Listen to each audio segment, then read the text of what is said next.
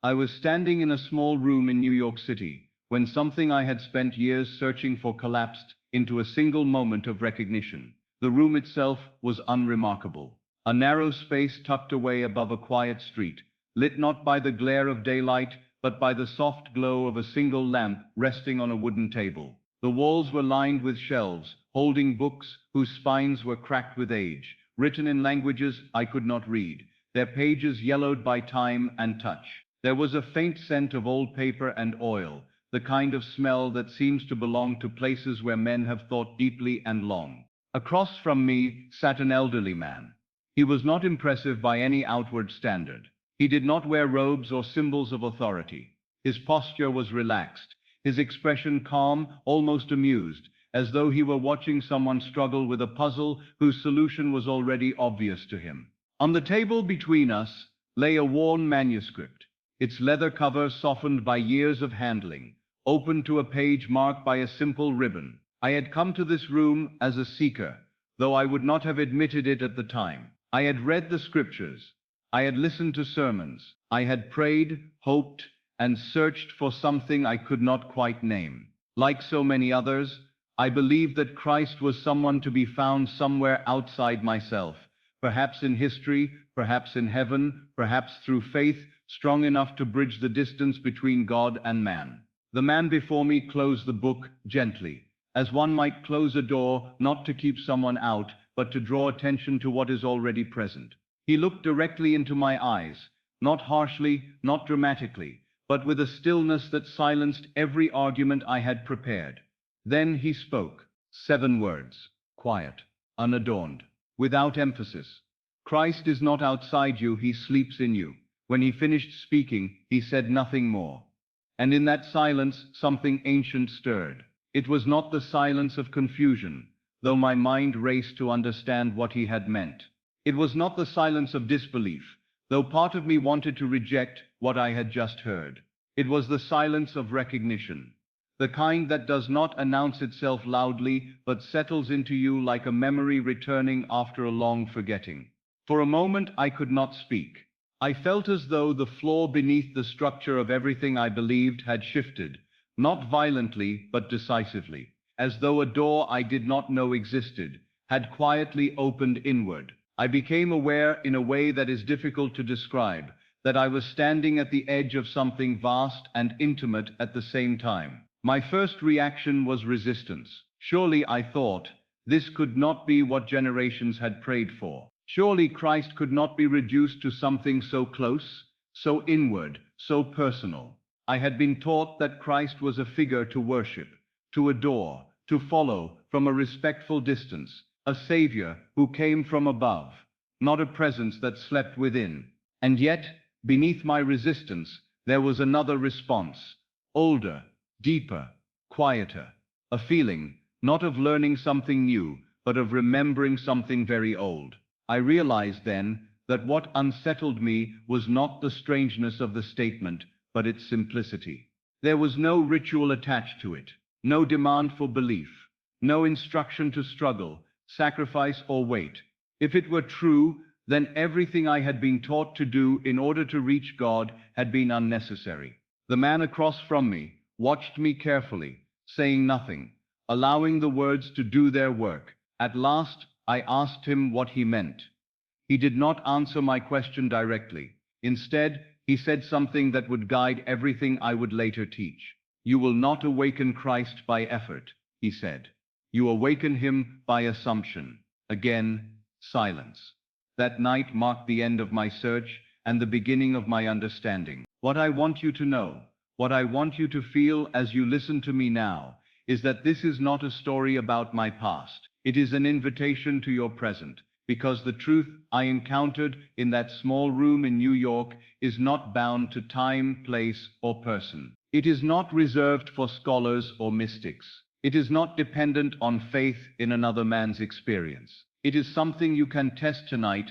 You see, you have been taught gently, persistently, and from a very early age, that awakening is difficult. That spiritual transformation requires years of discipline, suffering, purification, and effort.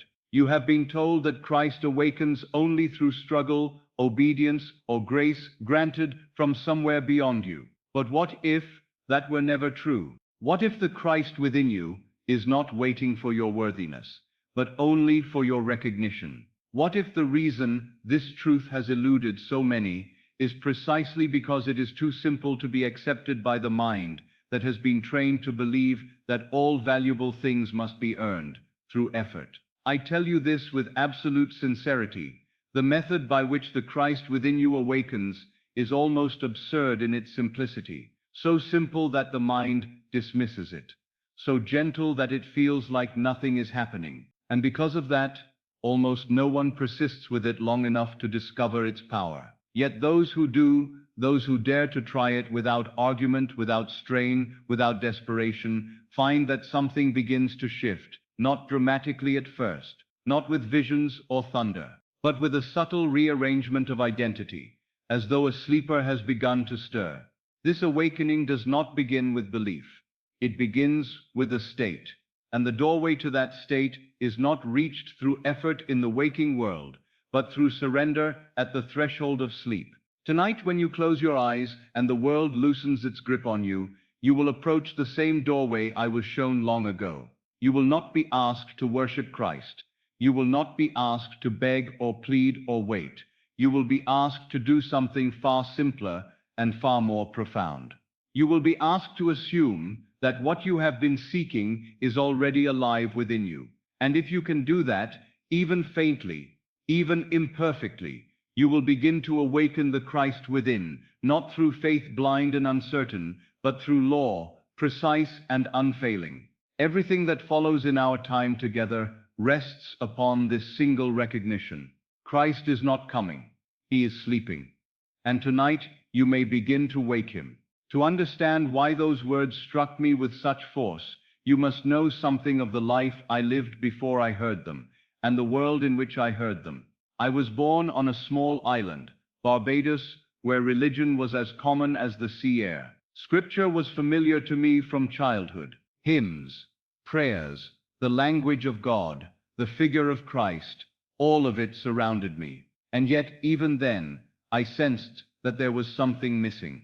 People spoke of God with reverence, but their lives did not reflect the power they praised. They spoke of miracles, but they lived as though miracles belonged to another age. They spoke of freedom, but they moved through life bound by fear, bound by guilt, bound by limitation. As a young man, I left the island and came to America.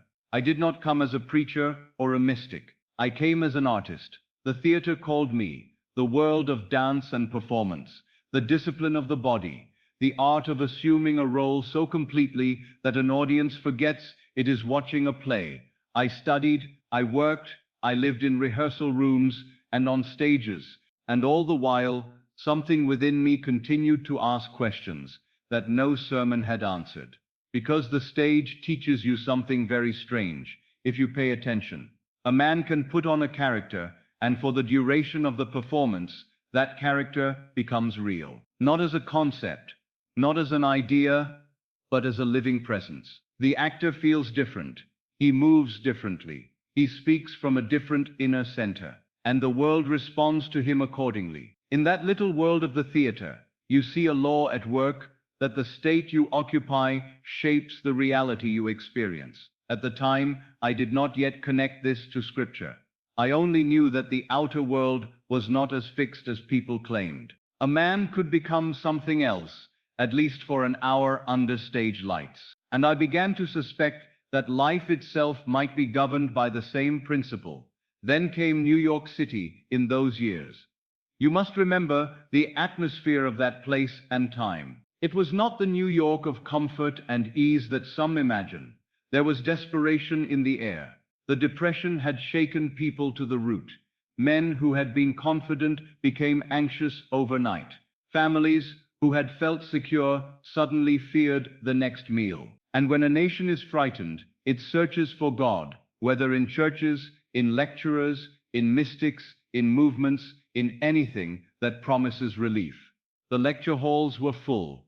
Every week there seemed to be another teacher, another system, another set of ideas offered to hungry souls. Some spoke of cosmic mind. Some spoke of vibrations. Some spoke of angels and signs and secret forces. People listened, took notes, nodded in agreement, and walked out into the streets unchanged. And that, more than anything, began to trouble me. I would sit among them, listening to eloquent words about God, and I would leave with the same question burning inside. If this is true, why are we still the same? If God is real, why does he seem so distant? If Christ is the Savior, why does the world remain full of the same suffering, the same cycles, the same bondage? Many spoke about God, but almost no one knew how to enter him. They could talk of heaven, but they did not know the kingdom within. They could recite scripture, but they did not understand its mechanism. They could repeat prayers, but they prayed as beggars to a God they believed lived elsewhere. And I confess to you, I grew weary. I grew weary of explanations that produced no transformation. I grew weary of sermons that promised power, but delivered only comfort. I grew weary of the endless instruction to believe, without any clear understanding of what belief actually meant in practice. Perhaps you know that weariness. Perhaps you have prayed and wondered why nothing seems to change. Perhaps you have tried to be faithful, tried to be good, tried to trust God, and still you found yourself returning to the same fears, the same limitations, the same patterns. You may have even questioned yourself. You may have thought, maybe my faith is not strong enough. Maybe I am doing it wrong. Maybe I am unworthy. If that thought has ever visited you, let me relieve you of it now. The problem is not that you lack faith. The problem is that you were given an incomplete map. You were taught to look outward for what was always inward. You were taught to worship Christ as a distant figure, when Christ was meant to be discovered as a present state. You were taught to treat Scripture as history, when it is revelation psychology, clothed in drama, eternal truth, written in symbol. And so you have been trying to reach something that never was out there to begin with. Think of it, how could the kingdom of heaven be within you? And yet you spend your life searching for it outside. How could Christ be called the life and yet be inaccessible to you in the present moment? How could the promise be real and yet always postponed to another time, another world, another condition? It is because the teaching was altered, not always by malice, but by misunderstanding, by tradition, by the human desire to turn living truth into rigid doctrine. And once that happens, the scripture remains, but the key is lost. So I say to you plainly, Christ has been turned into a man far away, when he was meant to be known as an inner awakening, not a figure you admire from a distance, a pattern you embody, a state you enter, the presence that rises within you when you understand how to approach the doorway of sleep, and how to assume the truth of what you are before the world agrees. That is why this matters. Not because it is an interesting idea, but because it changes the entire direction of your life the moment you grasp it. For if Christ is within you, then your salvation is not a future event. It is an inner discovery. And if the Christ within can awaken, then you are not condemned to remain what you have been. You are not bound by the past. You are not at the mercy of circumstances. You are not separated from God. You have only been living with a map that left out the most important road. Now let us begin to put that road back into your hands. Now we come to the great inversion, the turning of the key that opens the door so quietly. Most never notice it is opened at all. I am not asking you to abandon Jesus. I am asking you to find him where he said he was. For if you will listen to the words attributed to him, truly listen, without the weight of tradition pressing upon them, you will hear something that has been softened, reshaped, and in many cases almost entirely missed. He did not speak as one pointing you to a distant God. He spoke as one unveiling the God within. The kingdom of heaven is within you. Those words are not poetry. They are not a comforting phrase to recite when life is difficult. They are not a promise that someday, after death, you may enter a better world. They are a statement of location within you, not within your church, not within your priest, not within the approval of others, not within a future age, within you. And if the kingdom is within, then the king is within. And if the king is within, then Christ, the Anointed One is not meant to remain a figure outside you, admired from a distance and worshipped as unreachable. He is meant to awaken as your own being. This is the part that may cause the mind to resist, but I ask you to let me speak to you gently here. If you have loved Jesus, if you have prayed to him, trusted him, sought comfort in him, do not think I am here to tear anything away from you. I am not here to mock your devotion. I am not here to replace your faith with cold philosophy. On the contrary, I want to restore your faith to its rightful power. Because faith that never becomes experience turns into longing, and longing, when it persists for years, becomes sorrow, and sorrow becomes a quiet belief that perhaps God favors others more than he favors you. Perhaps miracles belong to others. Perhaps peace belongs to others. Perhaps the life you truly want is forever beyond reach. That is not the gospel. That is bondage dressed in religious language. The gospel, the good news, is that the thing you have been seeking has been seeking you from within. Let me explain. The word Christ was never meant to be a surname. It was never meant to belong exclusively to one historical figure, as though God could be confined to one body, one time, one place. Christ is a title. It means the Anointed One. And the anointing is not oil poured upon the head by another man. The anointing is the awakening of imagination. It is the moment you discover that the creative power you have attributed to God, this power that forms worlds, that changes circumstances, that lifts the broken and restores the lost, is not outside you at all. It is your own wonderful human imagination.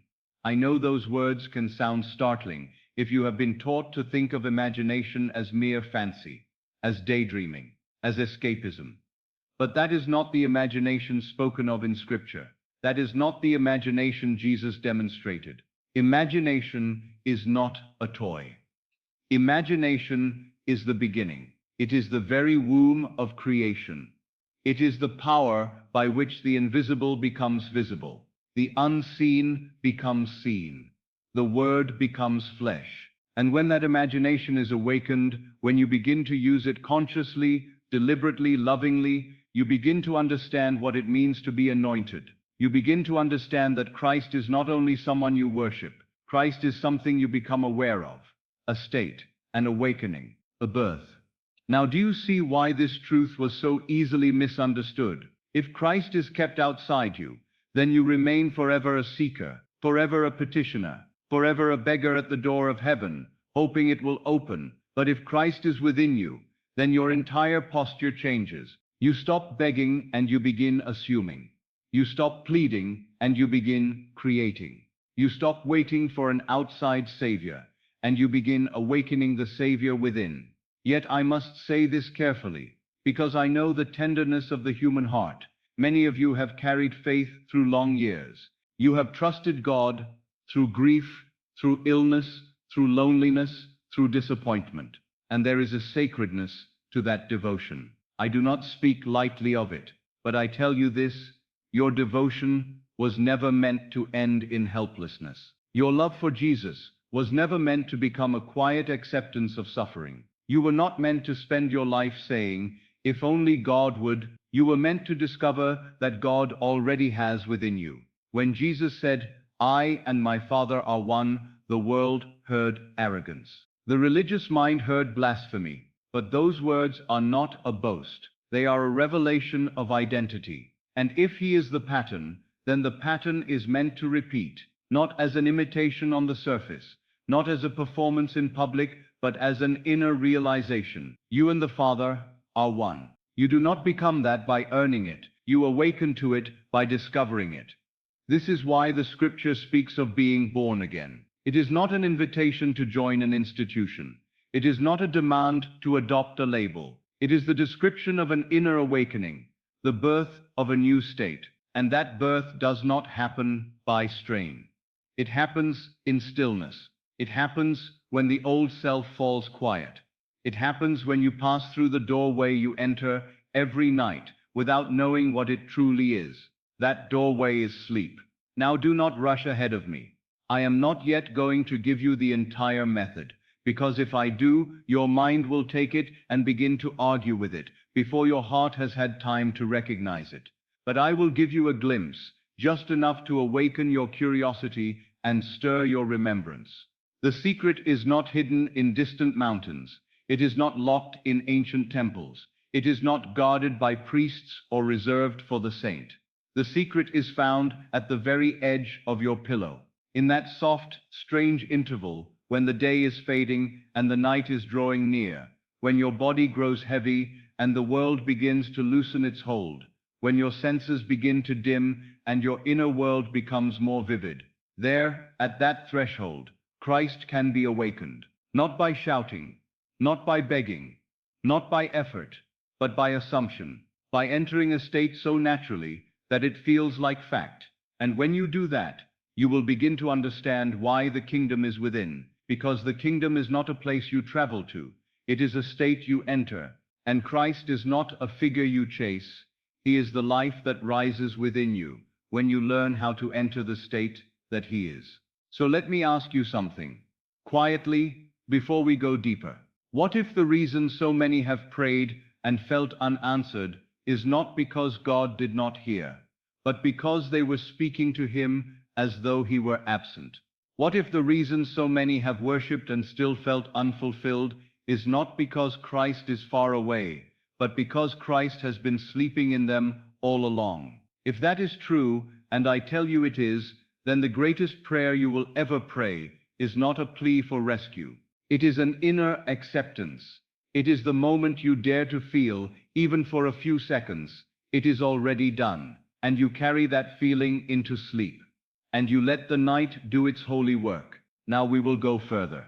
We will take this truth out of the realm of mystery and into the realm of experience. But we must build the foundation carefully, because this is not a teaching to be admired. It is a law to be lived. And once you live it, your life will never again feel like it belongs to chance. Now we must lay the first stone of the foundation, for without it everything that follows becomes only poetry. Imagination is not fantasy. Imagination is cause. And what you call the world is effect. Most people have reversed this. They look at the outer world and they say, this is reality. They look at the body, at the bank account, at the letter in the mail, at the expression on another's face, and they declare, this is the truth. Then, as a consequence, they make their inner life a servant to the outer life. They allow the mirror to dictate the face. But I tell you, this is the great mistake, the mistake that has kept man bound since the beginning of the world. The outer world is not the cause of anything. It is the witness. It is the echo. It is the shadow cast by an inner light. Your imagination is that light, and because it is the light, it must come first. You do not imagine because you are idle. You imagine because you are alive.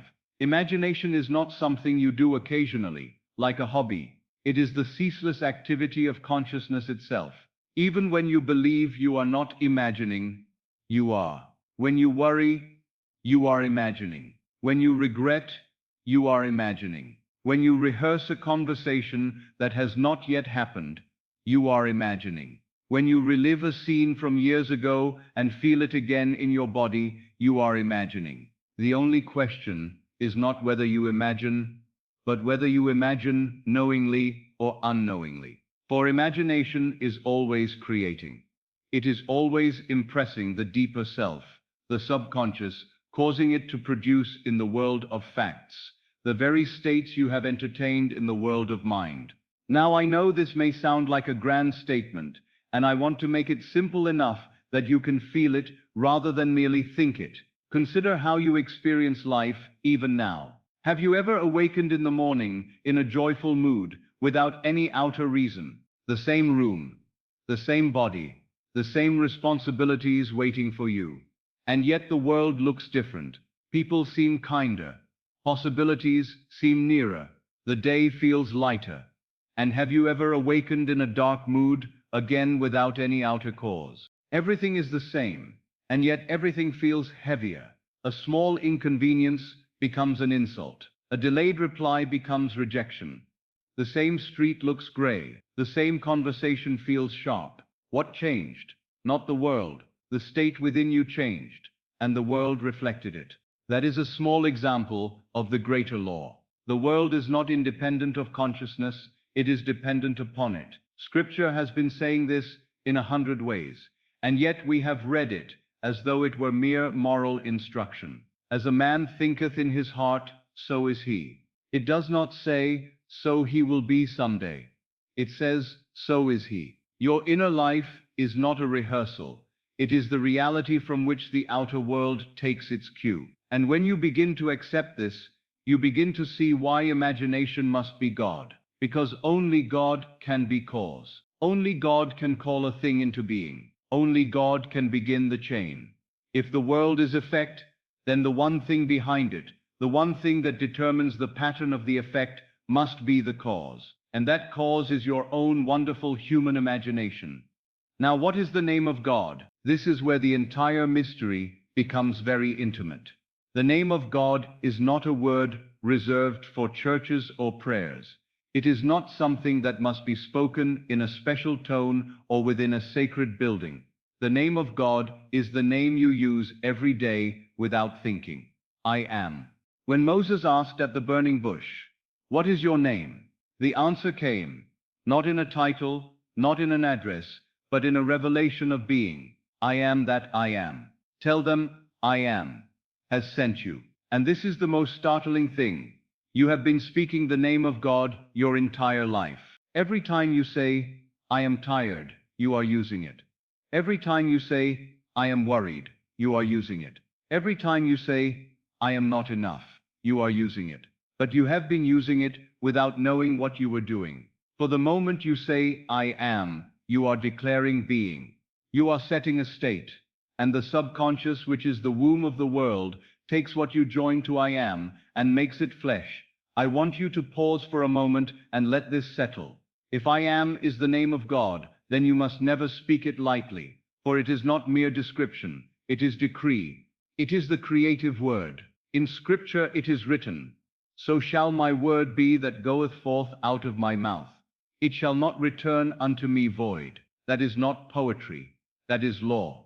And the word that goes forth is always I am. Whatever follows it is the garment you place upon the divine, and the divine, being faithful, wears that garment in your world. Now let me give you a small story to illustrate this, for stories often reach where explanation cannot. A man once came to me in a state of quiet despair. He was not dramatic. He did not weep or rage. He was simply tired. The tiredness you see in those who have tried many things and watched them fail. He had been dismissed from his work. His savings were thin. He had a family depending on him, and the weight of responsibility sat on his shoulders like iron. He told me, Neville, I have prayed, I have worked, I have been honest, and still I cannot get ahead. I asked him one simple question. What do you say to yourself when you are alone? He looked at me as though the question were unrelated. He began to speak of the economy, of the lack of opportunities, of the unfairness of the world, and I listened patiently, and then I asked again, more gently. No, not what you say about the world. What do you say about you? He hesitated, then admitted something that he had never admitted aloud. He said, I keep telling myself, I am finished, I am too late, I am the kind of man for whom things don't work out. Do you see what he had done? He had taken the name of God, I am, and clothed it in defeat. And then he wondered why defeat followed him. Like a shadow. I did not scold him. I did not tell him he was foolish. I told him something that at first made him angry. You have been praying, I said. But you have been praying for failure. He protested. Of course. He insisted he wanted success. He wanted security. He wanted a way out. Yes, I said, you want it. But you do not live from it. You live from being finished. You live from being too late. You live from being the man for whom nothing works.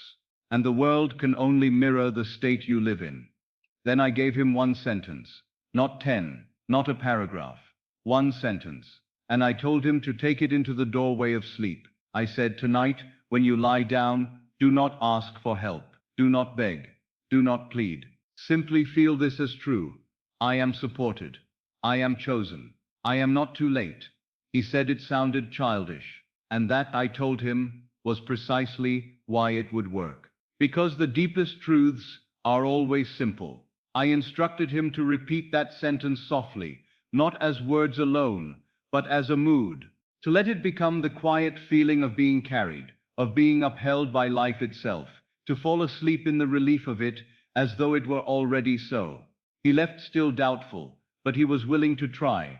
A week later he returned, and there was something different in his face, not joy exactly, but a kind of calm certainty. He told me that after 3 nights of doing this, he received a letter from an old acquaintance, someone he had not spoken to in years, offering him work, not temporary labor, but a position. It was not only employment, it was a doorway into a new field. Within a month, his entire situation began to turn. Now do not miss the point. It was not the letter that caused his change. The letter was the echo. The cause was the shift in I am. He changed the garment he placed upon God, and God faithfully wore it as his world. This is why I tell you that imagination is God. Because I am is not a phrase. I am is being, and being is creative. Now, if you understand this even slightly, you will begin to see the tragedy of how most people live. They go through the day uttering God's name in vain, joining it to fear, to weakness, to lack, to loneliness, to resentment, and then they wonder why life feels heavy. But I tell you, there is no punishment here. There is only law. The subconscious does not punish. It produces. It does not judge. It reflects. It does not argue. It obeys. And this is why the method of awakening the Christ within is not a matter of pleading with God. It is a matter of assuming the right state of I am. Yet even when people hear this, even when they nod and say, yes, I understand, imagination is God, many still fail. Why? Because in the waking world, they argue with life. They look at the shadow and they speak to the shadow as though it were cause. They discuss it. They complain about it. They fear it. They resent it. They wrestle with it. And the very act of wrestling plants the state they wish to escape. But at night, when the senses grow still, at night, when the mind softens, at night, when the world loosens its grip, life listens. The subconscious opens, and the seed you plant there is received without the same resistance. That is why sleep is the great mercy. And that is why the secret stands waiting at the threshold of your pillow. Now we come to the point where many misunderstand me. And because they misunderstand, they practice for a time, grow weary, and then abandon the law as though it had failed them. They hear me say, feeling is the secret, and immediately they assume I mean emotion. They assume I am telling them to work themselves into excitement, to generate a great wave of enthusiasm, to stir the heart as though they were celebrating something that has not yet happened, to force joy, to force confidence, to force faith by sheer intensity. And then they try. They sit in their rooms, and they picture money, or love, or health, and they attempt to feel thrilled. They attempt to feel the rush of victory. They attempt to feel the fireworks of success. But after a few days, they are exhausted. The feeling fades. The outer world remains unchanged. And they conclude, perhaps I cannot do it. Perhaps I am not built for this. Beloved, that is not the feeling of which I speak.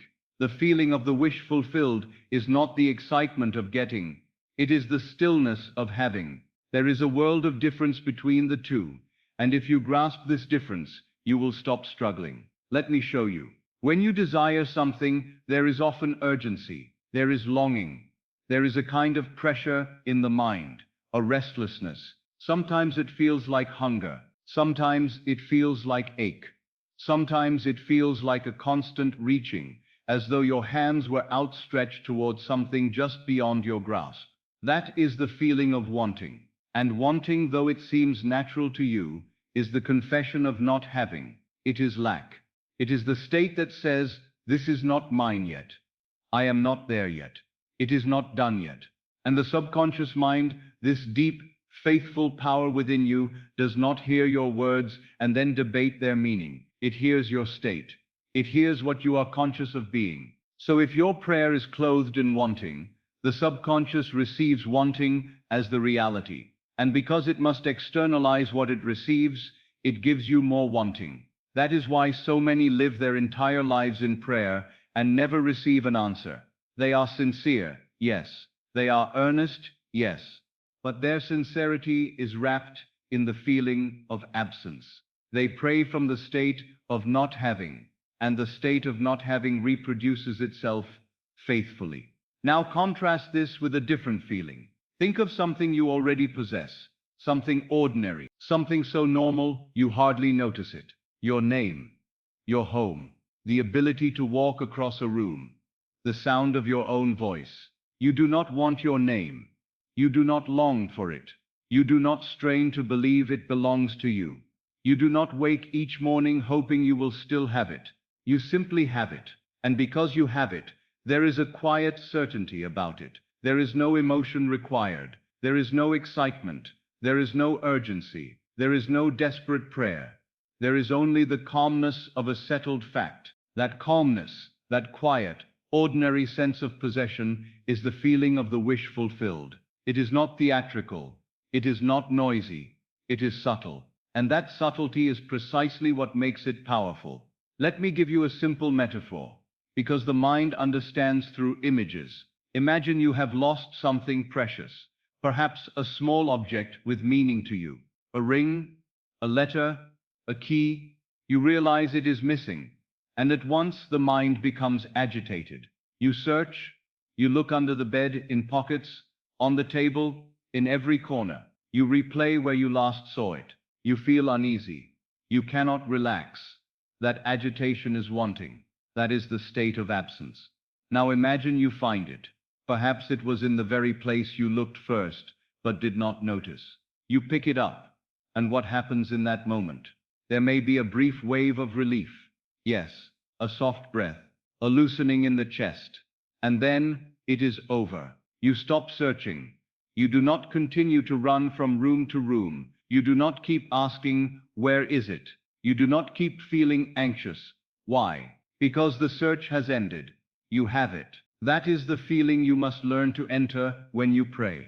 Not the feverish excitement of I'm going to get it, but the quiet peace of it is found, the calmness of it is done. That is why Scripture says, when you pray, believe that you have received and you shall receive. Not believe that you will receive someday. Not believe that you might receive if you are worthy. Believe that you have received. The tense is everything. The subconscious deals only in the present. It knows nothing of tomorrow. It cannot plant a seed in tomorrow. It can only accept what is felt now. So the true prayer is the assumption that the prayer is already answered. Now I want to make this intimate for you, because the truth is never meant to remain abstract. You do not need to convince anyone. You do not need to persuade your friends. You do not need to argue with your family. You do not need to stand before the world and declare your desire as though you must defend it.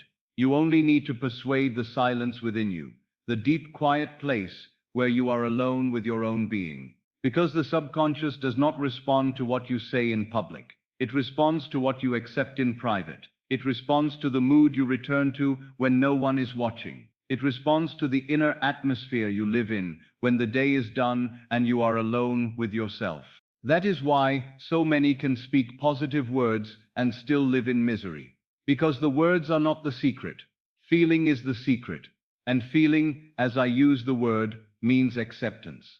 It means the inner consent that says, this is mine now. Not excitedly, not desperately, calmly, naturally. Like a woman wearing a ring she has worn for years. She does not look at it with surprise each day. She simply wears it. This is what you must learn. Now I can already hear the question rising in you, because it rises in everyone at first. But Neville, how can I feel that I already have what I clearly do not have? How can I feel loved when I am alone? How can I feel secure when the bills are on the table? How can I feel healthy when my body aches? How can I feel it as done when the senses shout, "It is not done"? This is where the doorway appears. This is where the mercy of sleep becomes the secret instrument of God. For in the full light of day, the senses are loud, the world is noisy, the body demands attention, the mind argues, reason protests. The old story repeats itself automatically. But at night, the world grows quiet. At night, the senses soften.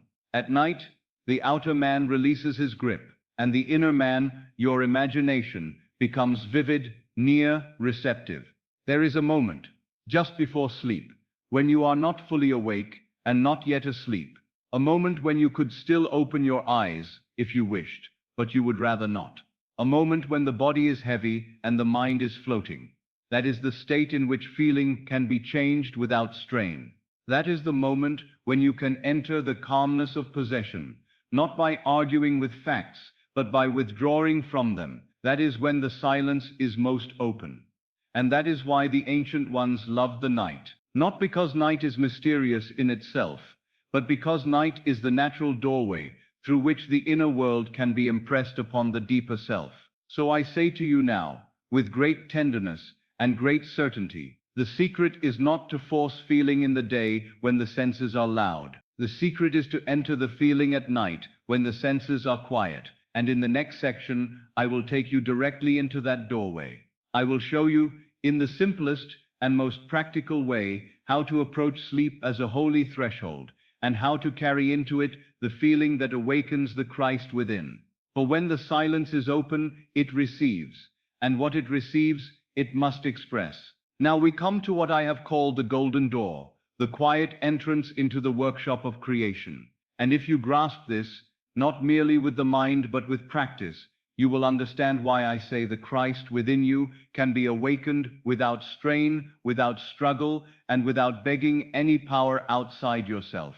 There is a state, hovering like a soft mist between waking and sleeping, in which the outer world loses its authority over you. Your body is still here, of course. The bed is still beneath you. The night is still around you. And yet you are no longer held so tightly by the evidence of your senses. I have named it the state akin to sleep. Some would call it the drowsy state. Some would call it the borderland. But I call it the state akin to sleep because it is not full sleep, and it is not full wakefulness. It is the threshold. And the threshold is always where transformation occurs. In full wakefulness, the rational mind stands guard like a watchman at a gate. It questions, it argues, it compares your desire with your present facts, and then it pronounces judgment. It says, impossible. It says, unlikely. It says, not for you. It says, be reasonable. That watchman is not your enemy. He has simply been trained to preserve what you call reality.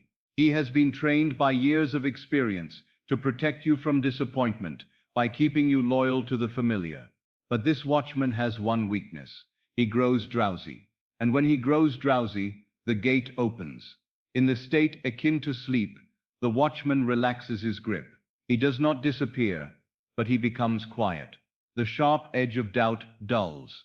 The loudness of the world fades. And the deeper self, the subconscious, becomes open and receptive. This is why, throughout the ages, men have always approached the night with reverence, even when they did not understand why. The night is not sacred because it is dark. It is sacred because it leads you inward. Now I want you to hear me carefully. The state akin to sleep is not a mystical trance reserved for a few. It is natural. You enter it every single night of your life. You pass through it as surely as you pass through a doorway into a room. The difference between the man who awakens Christ within and the man who sleeps in ignorance is not that one enters the state and the other does not. Both enter it.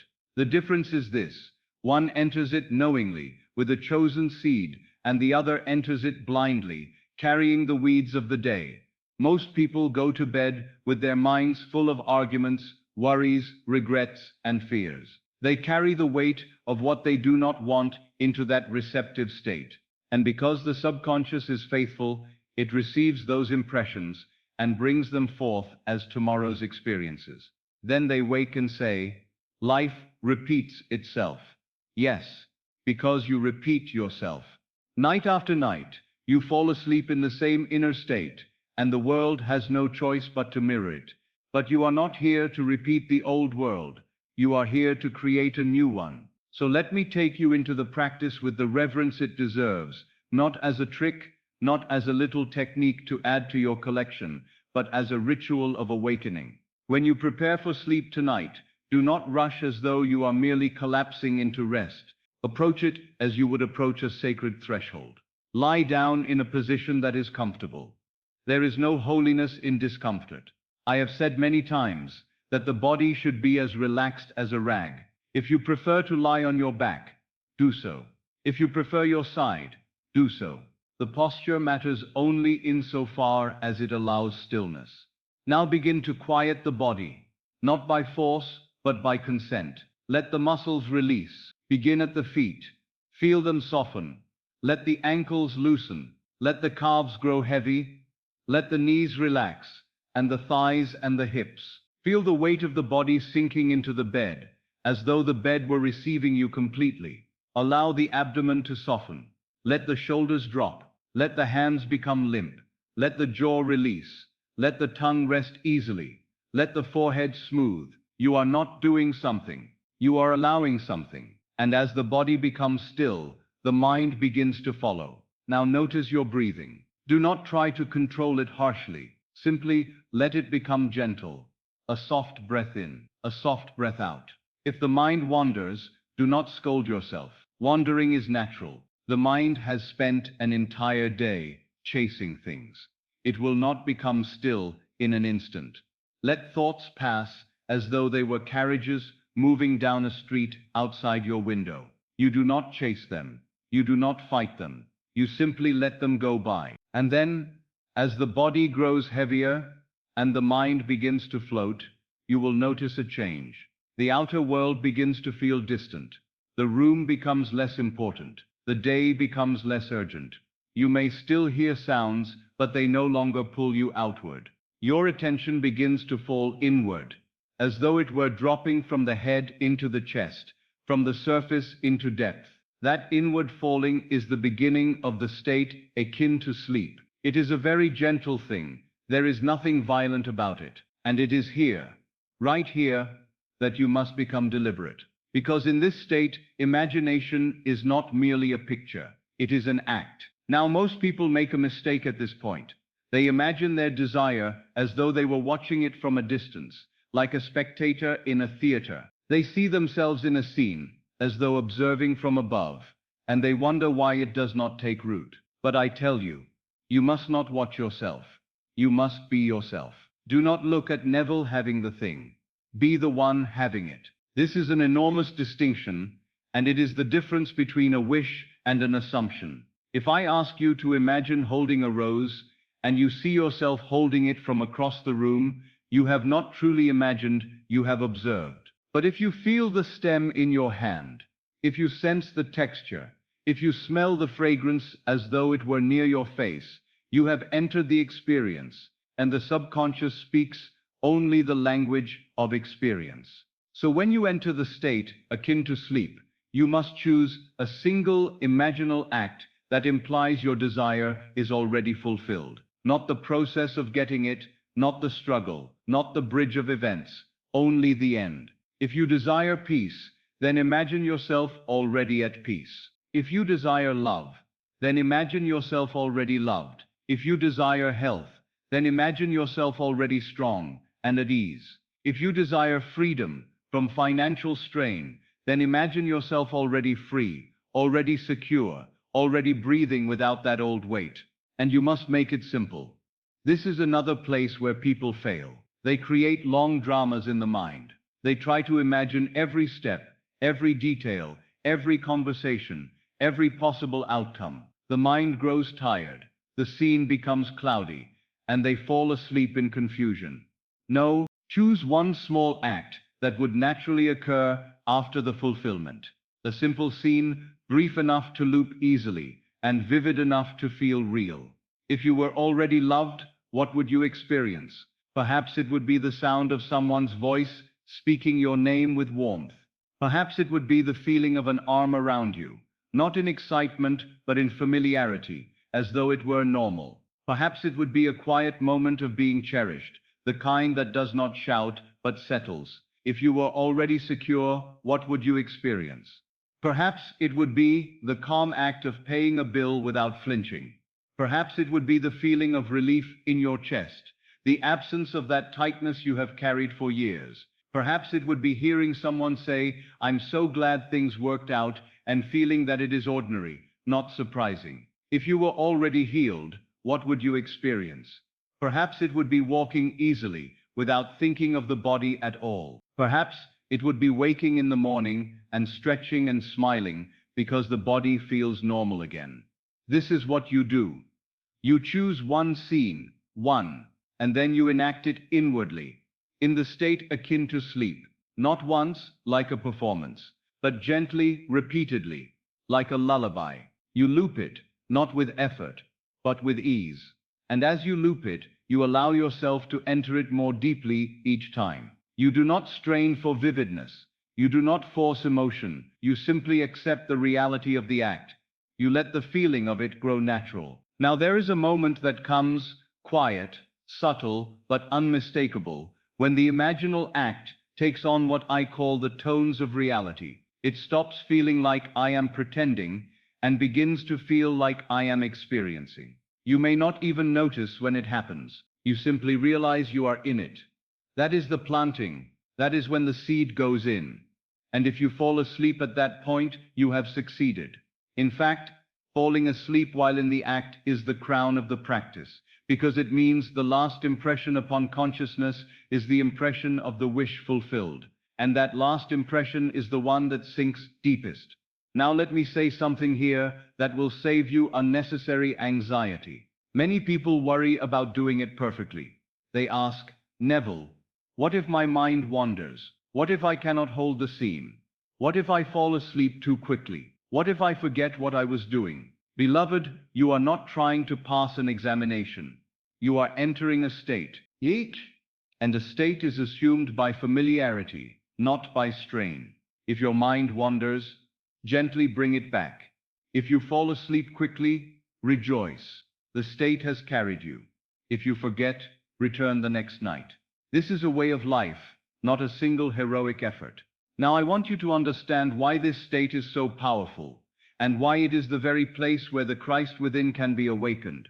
In full wakefulness, you identify with the outer man, the man of the senses, the man who looks outward for proof, the man who measures reality by appearances. But in the state akin to sleep, the outer man is quiet, and the inner man, the one Scripture calls the Son of Man, rises. The Son of Man is imagination. It is the one who can enter any state. It is the one who can clothe itself in any identity. It is the one who can become the thing desired, not by effort, but by assumption. And when you enter this state nightly, deliberately, and you begin to live from the end inwardly, something begins to awaken.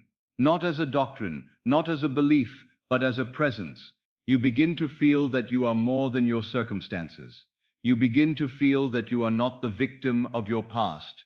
You begin to feel that there is a creative power in you that does not argue, that does not fear, that does not beg. It simply knows. That knowing is the first stirring of Christ within. But now I must hold something back for just a little longer, because the mind is quick to steal the pearl before the heart has truly received it. The state akin to sleep is the door. The imaginal act is the seed. Feeling is the language. All of this is true. And yet, there is one more piece that determines whether the seed truly takes root. It is the piece that separates those who dabble from those who awaken. It is the acceptance of the end, for many can imagine a scene and still remain inwardly in the state of not yet. Many can loop an act and still carry beneath it the feeling of hoping. But the Christ within awakens when you accept, quietly and completely, that it is finished, not someday. Now, so here is your cliffhanger, your inner turning point.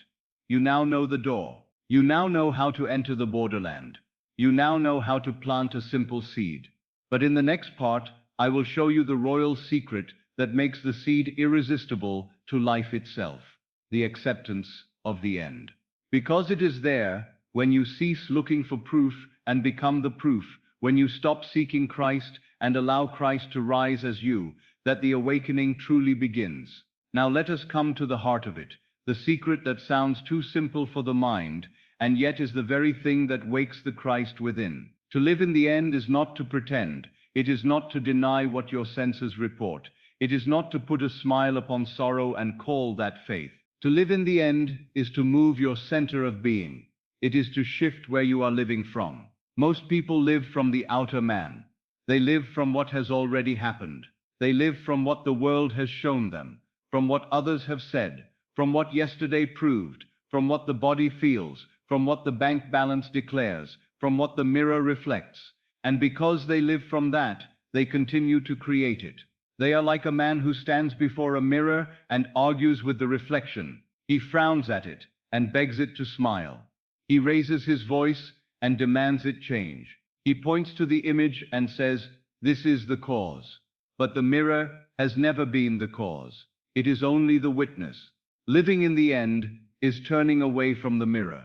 It is changing the face, and the face in this teaching is your state of consciousness. So hear me. Christ awakens in you when you assume that you already are what you have been seeking to become, and you fall asleep inside that identity as though it were your dwelling place, not as a visit, as a home. That is the difference. People visit the end for a moment and return to the old self before the night is over. They imagine love, and then they check their loneliness. They imagine security, and then they count their fear. They imagine health, and then they listen to the ache. They imagine freedom, and then they remember the chain. And they say, "It did not work." But the law never fails. What fails is the persistence. What fails is the willingness to dwell. Christ is not awakened by a passing thought. He is awakened by a state that becomes natural, a state you wear like a garment, a state you fall asleep in, as easily as you fall asleep in your own name. Let me make this clearer, by bringing you into the lives of those who tested it, because the human heart understands through lived scenes more than through explanation. I remember a woman who came to me with a sadness. She tried to hide behind good manners. She was not young. Life had already given her its lessons. She had raised children, she had endured disappointments, and now she lived with a quiet ache that she could not quite name without feeling ashamed of it. She said to me, "Neville, I feel forgotten, not merely by a man, not merely by friends, forgotten by life itself," as though she were living behind glass, watching others be chosen, others be cherished, others be remembered, while she moved through her days unseen. Now, when a woman says this, it is not only a desire for companionship, it is deeper. It is a wound in the sense of being. For to feel forgotten is to feel as though you do not exist in the heart of another. And that is a painful state to inhabit. She had tried to pray. She had tried to behave differently. She had tried to improve herself, as though love were earned by effort. But the harder she tried, the more she felt the same absence. I asked her a simple question, and I ask it often, because it reveals everything. When you lie down at night, I said, "What do you assume you are?" She looked puzzled. I said, "Not what you hope to be, not what you want. What are you in consciousness when the room is dark and you are alone with your thoughts?" And she answered with honesty that surprised even her. "I am the one who is not chosen," she said. "I am the one who is left." Do you see it? She was living in the end already, but it was the wrong end. She was faithful, faithful to abandonment, faithful to being overlooked. Night after night, she fell asleep in that identity, and life had no choice but to mirror it. So I did not tell her to chase love. I did not tell her to go searching in the streets. I told her to awaken the Christ within her, and to do it in the only way it can be awakened, by assuming the state of being loved, as though it were already true. I said to her, "Tonight you will not ask for love. You will not plead for it. You will not wonder where it will come from. You will not even concern yourself with the person. You will go to the root. I asked her to choose a single scene that would imply she was already cherished. Not a grand scene, not a dramatic confession, not the excitement of a first meeting. Something quiet, something natural, something that would only happen after love had already become her world. She chose the simplest thing. She imagined sitting in a chair in her own home and hearing someone in the next room call her name with warmth, as though it was the most natural thing in the world to speak it that way. Not "where are you?" Not "are you there?" But a tone that said, "Of course you are here. Of course I belong with you." And she imagined herself answering, not with surprise, not with disbelief, but with ease, as though being loved were normal. Then I told her to take that scene into the state akin to sleep, to relax, to let the body grow heavy, and to replay that one imaginal act until it took on the tones of reality. To feel, not excitement, but the quiet relief of being remembered, the peace of being held in another's heart. And most importantly, I told her this: do not rise tomorrow and go back to the old name you have been calling yourself. Do not wear forgotten in the daylight. Wear beloved. She practiced. At first she said it felt foolish. She said the loneliness mocked her. She said the room was too quiet. But she persisted, and something began to soften inside her. The ache did not vanish instantly, but her relationship to it changed. She stopped feeding it with the old story. And then, as life always does when the state changes, the world began to rearrange. A letter came. Not a magical letter, not a theatrical one. Simply a letter from someone she had once known, someone who had moved away long ago. He wrote of thinking of her, of wondering how she was, of feeling an impulse he could not explain to reach out. They corresponded. Then they met. And what she had imagined, her name spoken with warmth, her presence assumed, her existence cherished, became not a scene in her mind, but the air of her days. Now listen to me closely. The outer details are not the point. The point is the shift of identity. She ceased to be forgotten in consciousness, and she became beloved.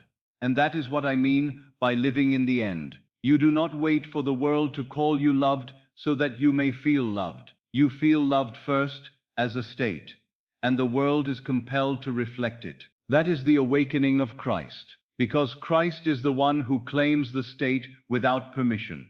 Christ is the one who says, "I am," and does not ask the senses to approve. Now let me tell you of another. A man came to me once who carried the look of someone who had been at war with life for a long time. He was tired, not in the body alone, but in the spirit. His face was drawn, his eyes were restless, and his speech was full of calculations, as though he were always trying to hold his world together by thinking faster than it could collapse. He said, "Neville, I cannot sleep." And when I asked him why, he did not speak first of money, though money was the shadow that frightened him. He spoke of the feeling beneath money. He said, "I am not safe." That is what financial fear truly is. It is not figures on paper. It is the feeling of insecurity, the sense that the ground may vanish beneath you. Now, most men in that state do one of two things. They either surrender to despair, or they drive themselves harder and harder, thinking that effort will give them safety. But the man who understands the law does something different. He changes the state. I asked him, if tomorrow morning you woke and you knew, without question, that you were secure, what would be different in you? He closed his eyes, and for a moment his face softened. He said, "I would breathe differently." Yes, security is first a feeling in the body. It is a looseness, an ease, a quietness in the chest. So I said to him, "Then you will not chase money for a while, you will chase the feeling money represents." This is one of the greatest misunderstandings in the world.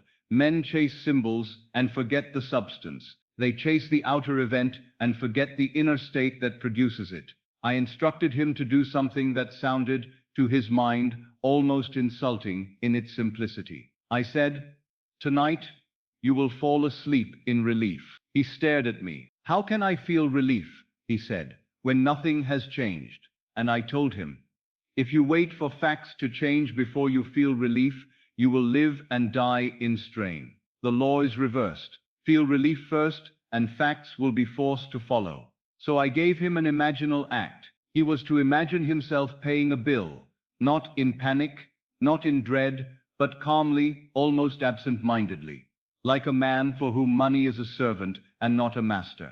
He was to feel the simple ease of it, the lack of tension, the quiet inner certainty. This is handled, and then he was to fall asleep in that ease. Now he told me later that for the first few nights his mind fought him. The old story shouted, the bills shouted, the fear shouted, but he learned the art that every man must learn if he will awaken. He learned to stop arguing with the senses. He did not try to silence fear by force. He simply withdrew his attention from it and returned to the imaginal act again and again, like a man turning his face toward the sun instead of toward the shadow. After a week, he said something remarkable happened. He began to sleep.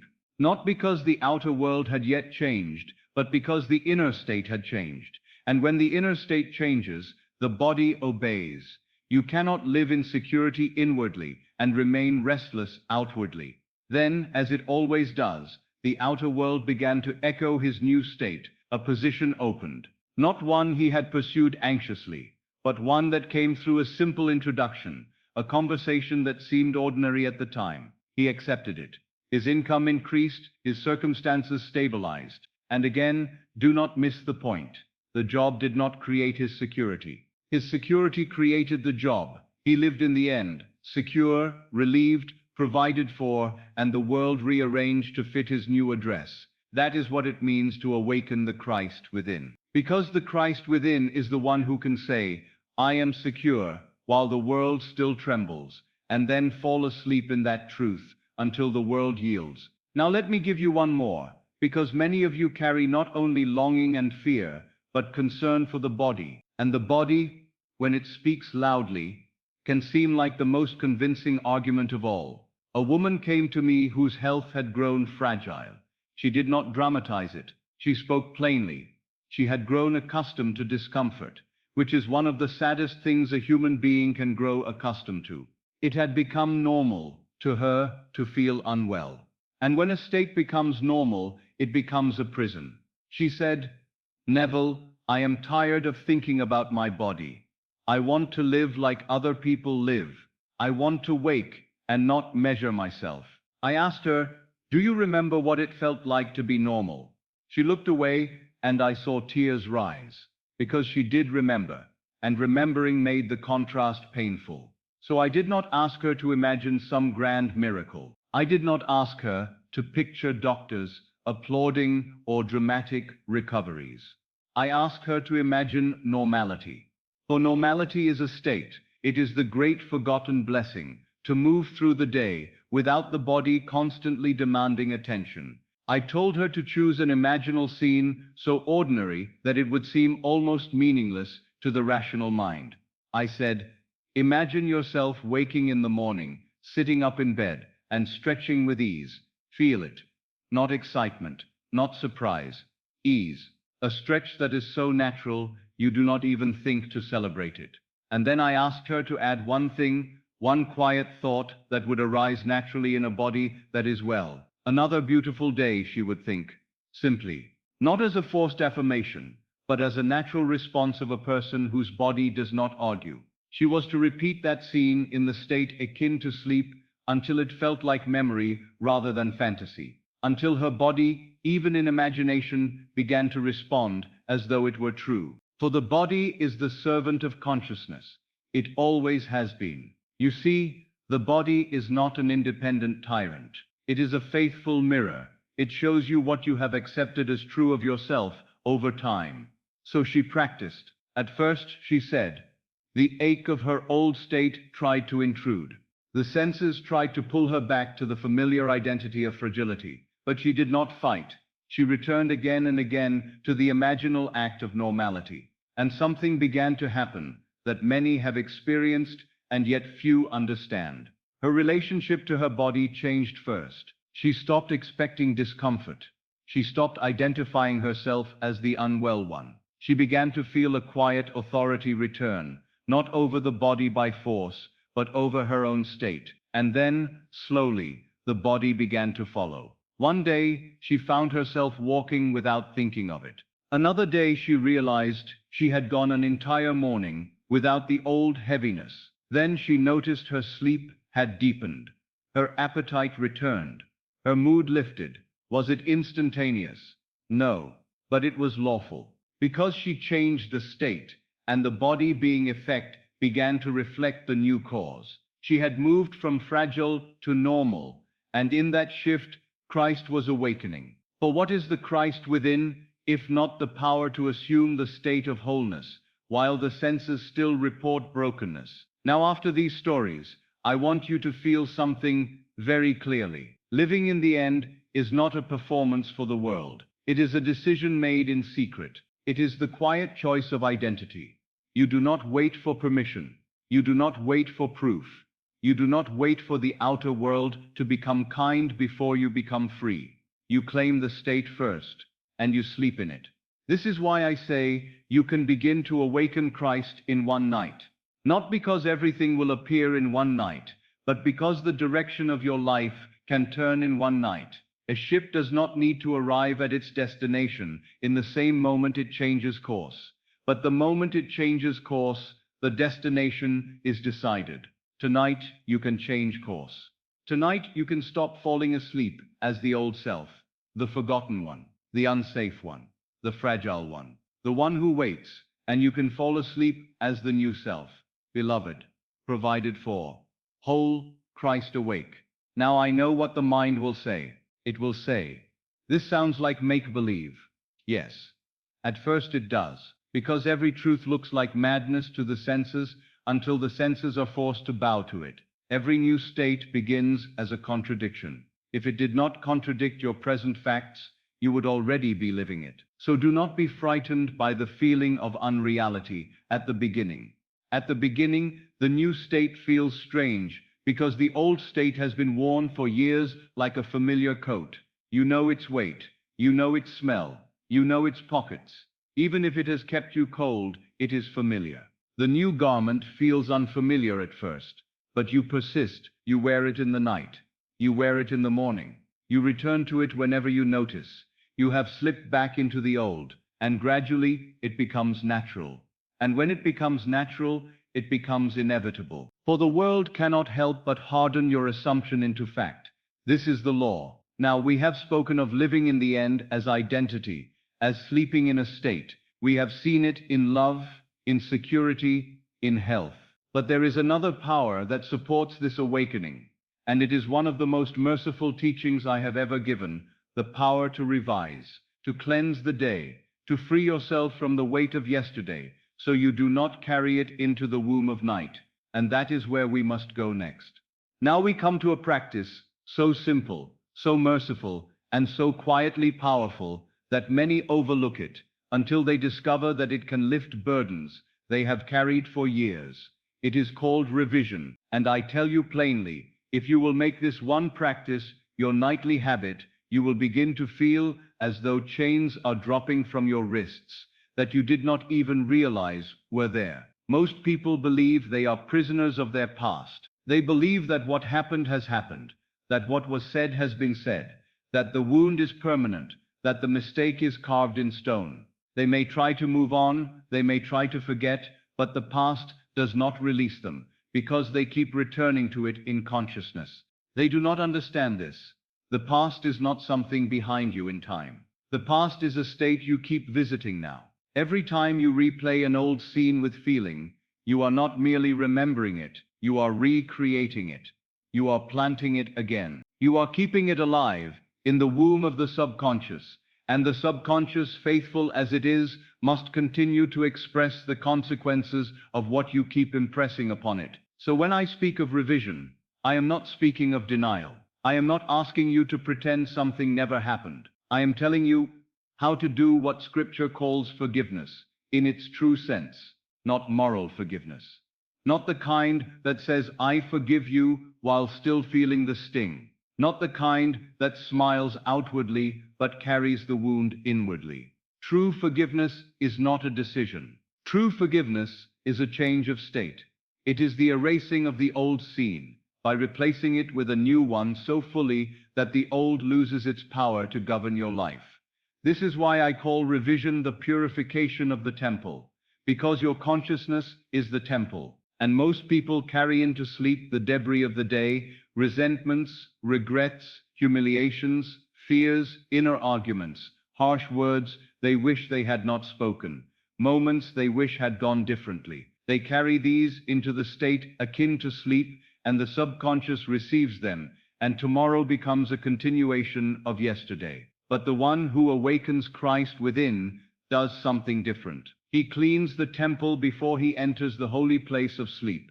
He does not allow the day's darkness to become the seed of the night. He purifies. And the method is wonderfully practical. At the end of the day, when you are lying in bed and the world is quiet, you review the day, but you review it from the end backward. Not because time truly runs backward, but because by moving backward, you loosen the grip of the day's seeming facts. You break the hypnotic chain that says, this happened, therefore that must follow. As you move backward, you will find certain moments that still carry emotional charge. A conversation that stung, a look that made you feel small, a letter that frightened you, a silence that hurt, a mistake you regret, a harsh word you spoke or received. Those are the moments to revise. You do not revise the entire day. You revise only what wounded you, only what you do not wish to carry forward. You take that scene and you change it. You rewrite it inwardly as it should have been. You hear what you wanted to hear. You say what you wished you had said. You see the outcome you desired. You feel the relief, the dignity, the peace of it being right. And you do not do it as a spectator. You enter it as yourself. You feel it as real. Because the subconscious is not convinced by words, it is convinced by experience. Now let me give you a story, because the heart understands stories. A woman came to me once in a state of quiet torment, not the kind of torment that makes a person cry in public, but the kind that lives under the ribs and keeps a person awake when the house is dark. She carried guilt. Years earlier, she had spoken words to someone she loved, words spoken in anger, words meant to defend herself, but words that cut deeper than she intended. The relationship had never truly recovered. Time had passed, yes, but the wound remained. And the greater wound was not even in the other person. It was in her own consciousness. Every so often, without warning, the scene would return. The room, the faces, the tone, the look in the other's eyes, after the words were spoken. And each time she remembered it, she felt again the same shame. She said to me, Neville, I have asked God to forgive me. I have prayed. I have tried to be better, but it still haunts me. So I asked her, when you say you want forgiveness, what do you really want? She looked confused. And then she said, very softly, I want it to have never happened. Yes, that is what forgiveness truly means. Not that you are excused, but that the state has been changed so completely that the offense has no life. So I told her, then we will do exactly that within your own temple. I instructed her, each night before sleep, to take that scene and revise it, to go back inwardly to the very moment when the harsh words were spoken, and to see herself speaking differently, not as an act of pretending, but as an act of creation, to hear her own voice gentle, to see the other person's face soften, to feel the peace of understanding instead of conflict. She said, but Neville, it happened. I said, in the world of Caesar it happened. In the world of consciousness, it is happening now every time you remember it. And that is the only world you can change, and the only world that ever truly matters. So she practiced. At first it felt strange, even painful, because the mind wanted to cling to the old story like a punishment. The mind often believes it must suffer to prove it is sincere. But sincerity is not suffering. Sincerity is change. After a few nights, she noticed something subtle. When the memory arose, it did not pierce her the same way. It began to lose its sting. Then one evening, she realized she could no longer summon the old scene with the same intensity. It was as though it were fading. Not because she was forcing it away, but because she had replaced it. And then something happened in the outer world that would have seemed impossible to her before. The very person with whom she had that painful rupture reached out, without accusation, without distance. Not to reopen the wound, but to bridge it. The words were simple. A small invitation. A soft statement. Something like, "I've been thinking of you. I'd like us to talk." When she came to see me again, she wept. But she wept differently now. Not with shame, with release. She said, "It's as if something was wiped clean. That is revision.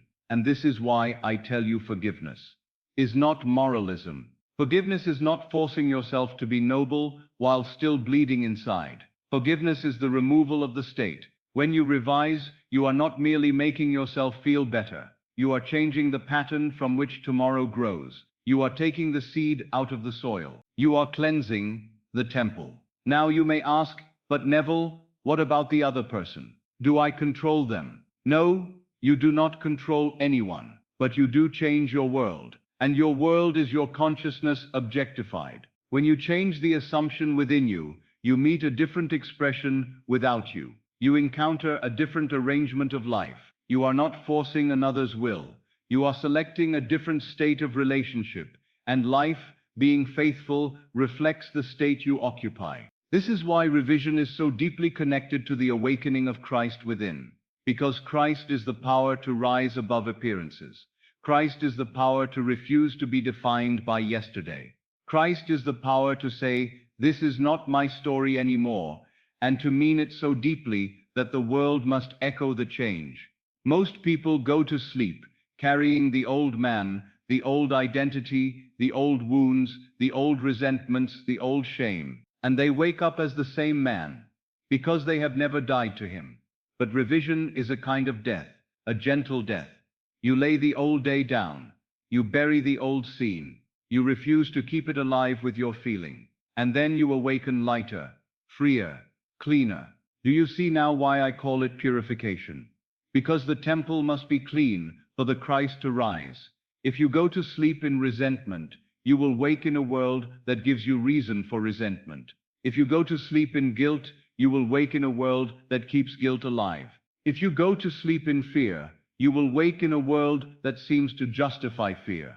But if you revise, if you change the inner record, then the past no longer governs you. The old seed is gone, and what remains is space. Space for a new state. Space for the end you chose to live in. And in that space, the Christ within stirs. So I tell you, make this your nightly habit. Not as punishment, not as labor, as mercy, as love, as the quiet cleaning of the inner house before you invite the King to rise. Because when you revise, the past loosens its grip. And when the past stops governing you, the Christ begins to stand. Now we come to the greater mystery. And I want you to listen to this part with a softer ear. Because if you take it only with the intellect, it will sound like lofty language. But if you let it touch you inwardly, you will feel something settle, like a bell that has been ringing in you for years, finally finding its true note. There is what I have taught you tonight as the law, and there is what I must now speak of as the promise. The law is the way the world of Caesar works. It is the principle by which states become facts, by which assumptions harden into reality, by which you can change your life, your health, your relationships, your circumstances, by changing your consciousness. The law will give you things. It will give you the home. It will give you the reconciliation. It will give you the security. It will give you the healing. And if you test it faithfully, you will know it is true, not because you read it in a book, but because you lived it in your own experience. But the promise is different. The promise does not merely give you things. The promise gives you yourself. The promise is not the rearranging of shadows. It is the unveiling of the light that casts them. The promise is the awakening of the Christ within you, not as an inspiring idea, not as a comforting belief, but as an inner event, intimate, personal, inevitable, through which you know, beyond argument, what you truly are. And I tell you, this awakening is not a metaphor, it is destiny. When Scripture speaks of Christ in you, it is not speaking of poetry, it is speaking of a reality that will one day erupt within you with such certainty that no man could persuade you otherwise. Now, I must speak carefully here, not because I am uncertain, but because I do not want you to drift into abstraction and miss the tenderness of the truth. Most people come to these teachings because life has pressed them. They are tired of struggle. They are weary of repeating the same patterns. They want relief. They want change. And I do not despise that desire. I honor it. It is often the very hunger that leads a man to the door. So I say this to you plainly. Use the law. Use it lovingly. Use it wisely. Use it daily. Change your state. Sleep in the end. Revise the day. Guard your inner speech. Let the law bring you peace in your home, bread on your table, love in your world, strength in your body. The law is the servant, and it is faithful. But do not make a servant your God. Do not believe that the highest purpose of your life is to arrange the furniture of this world, because beyond the law there is a promise that the world cannot give you and the world cannot take from you. That promise is the discovery that you are not merely a man seeking God. You are God awakening as man. This is what I mean when I say the Christ within is not coming from without. He rises from within, and he rises in his appointed hour, not by your strain, not by your discipline, not by your effort to force spiritual experiences. The promise is not something you manufacture. It is something that unfolds. It is something that happens to you, yet it happens as you. It is like the ripening of fruit. You cannot pull it into ripeness by willpower, but you can prepare the soil, you can water, you can tend, and in the fullness of time, the fruit ripens of itself. So it is with the promise. The law is the cultivation. The promise is the harvest. Now, what is the promise in the language of Scripture? It is the birth from above. It is the moment when what was hidden becomes known. It is the unveiling, what the ancients called an apocalypse. Not destruction, but revelation. The lifting of the veil. I tell you from my own experience, there comes a moment, often in the stillness of night, often when you least expect it, when the drama of Scripture ceases to be something you read and becomes something you live. And when it happens, you will not need anyone to interpret it for you. You will know. You will know with a knowing that does not argue. You will know with a certainty that does not need evidence. And in that knowing, fear dies. Not because circumstances are perfect, but because you have discovered what you are. In my own case, the promise did not come because I deserved it. It did not come because I was exceptionally holy. It came because it is the destiny of every man and woman, every child of God. It came as the inner event of which Scripture speaks in symbol. There came a night when I experienced the birth from above, and I knew that the story of Jesus was not the biography of one man 2,000 years ago, but the pattern of awakening destined to unfold in all, not by imitation, by fulfillment. And when this begins to unfold in you, you begin to understand what Christ truly means. Christ is the pattern of God awakening in the individual. Christ is the power of God made personal. Christ is the eternal I am, becoming conscious of itself. And once that awakening begins, you see the world differently. You still live in the world, yes. You still pay bills, yes. You still walk the streets, yes. But you are no longer a beggar. You are no longer an orphan. You are no longer pleading with a distant heaven.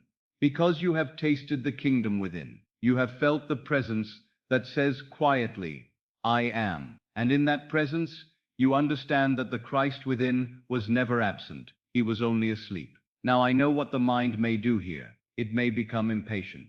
It may say, Neville, when will this happen?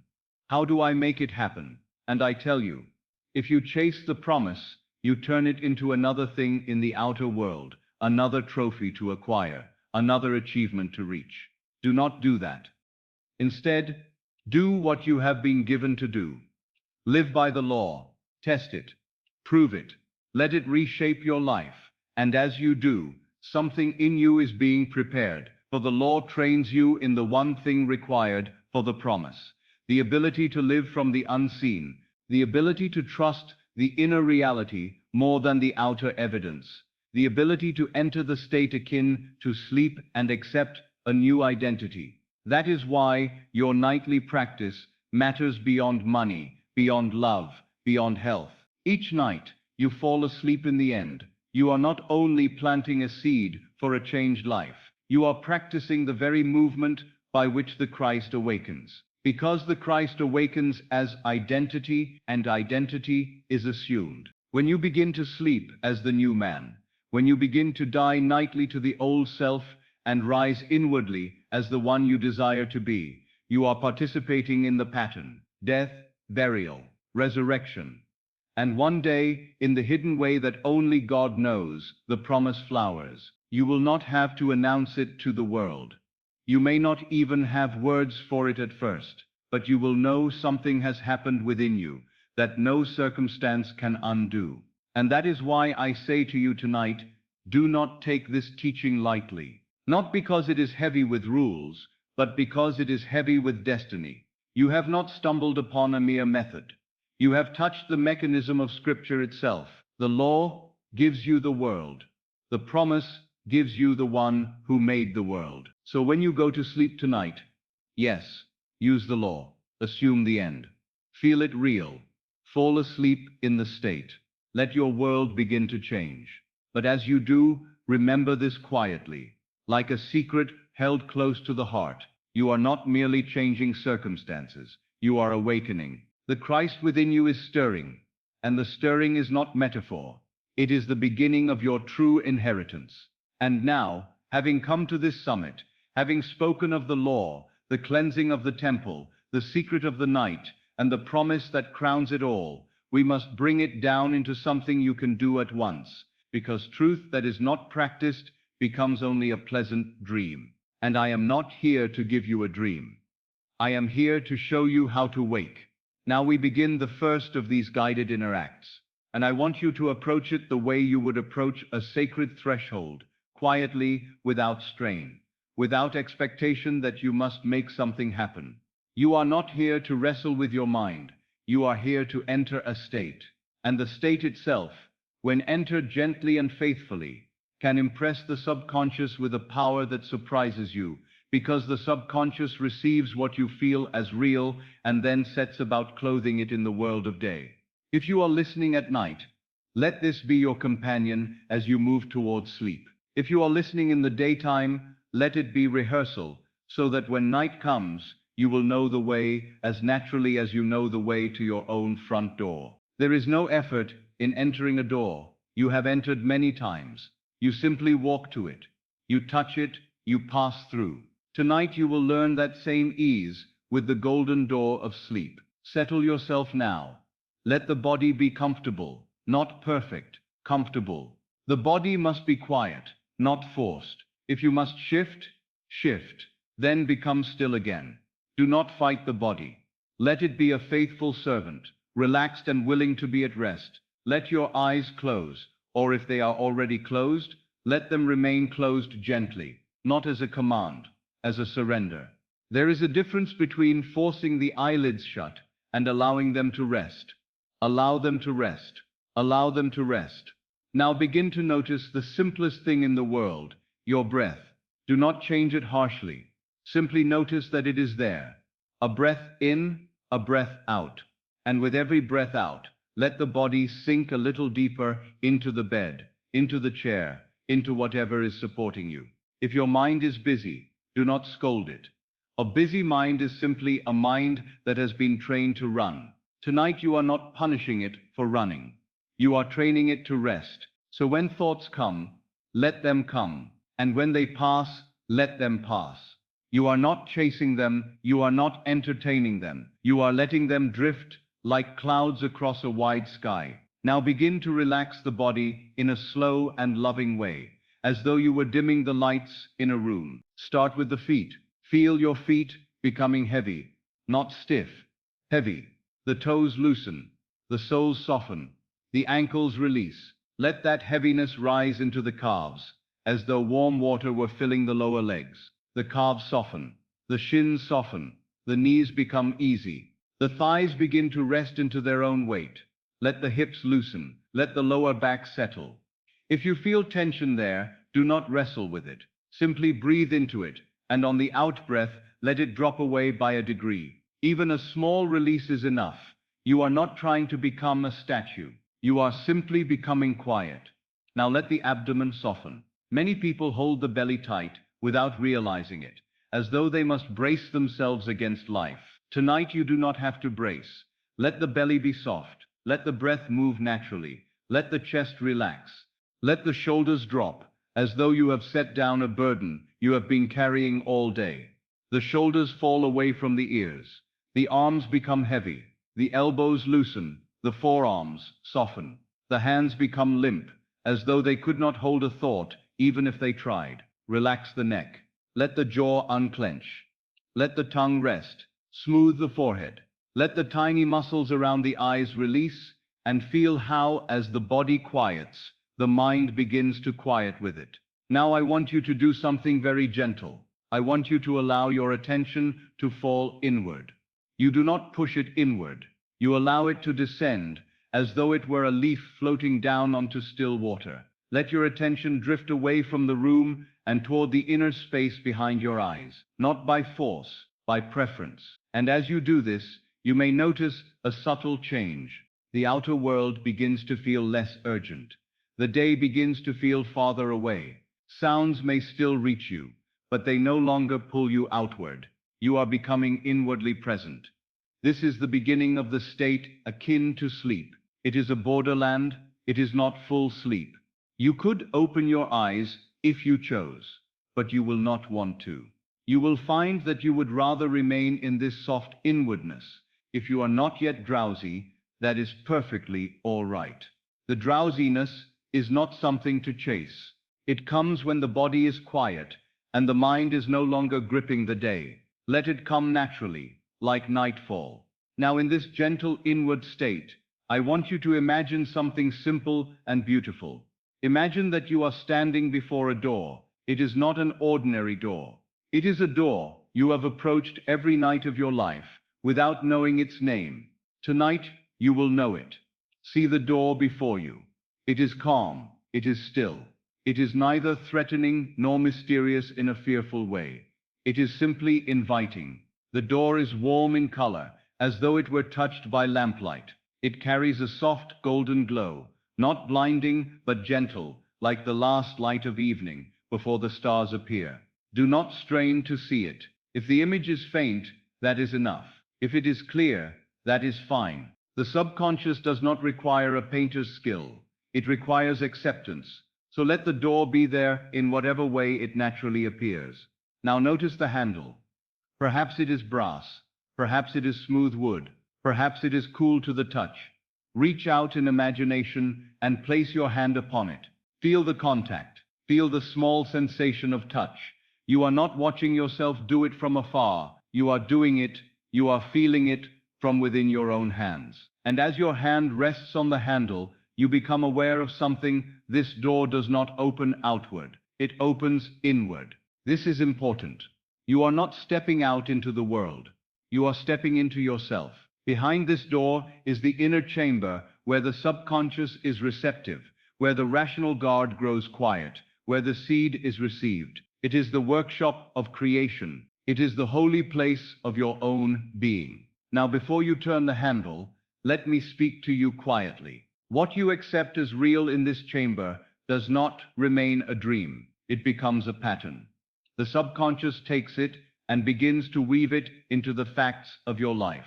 This is not superstition. It is law. And because it is law, it is faithful. It does not ask if you are worthy. It does not ask if you have earned it. It receives what you impress upon it with feeling, and then it expresses it in your world. So when you enter with gentleness, enter with dignity. You are not a beggar at this door. You are the heir of the house. Now turn the handle. Let the door open slowly. Feel the movement. Hear it if you can, a soft sound, like wood moving on hinges.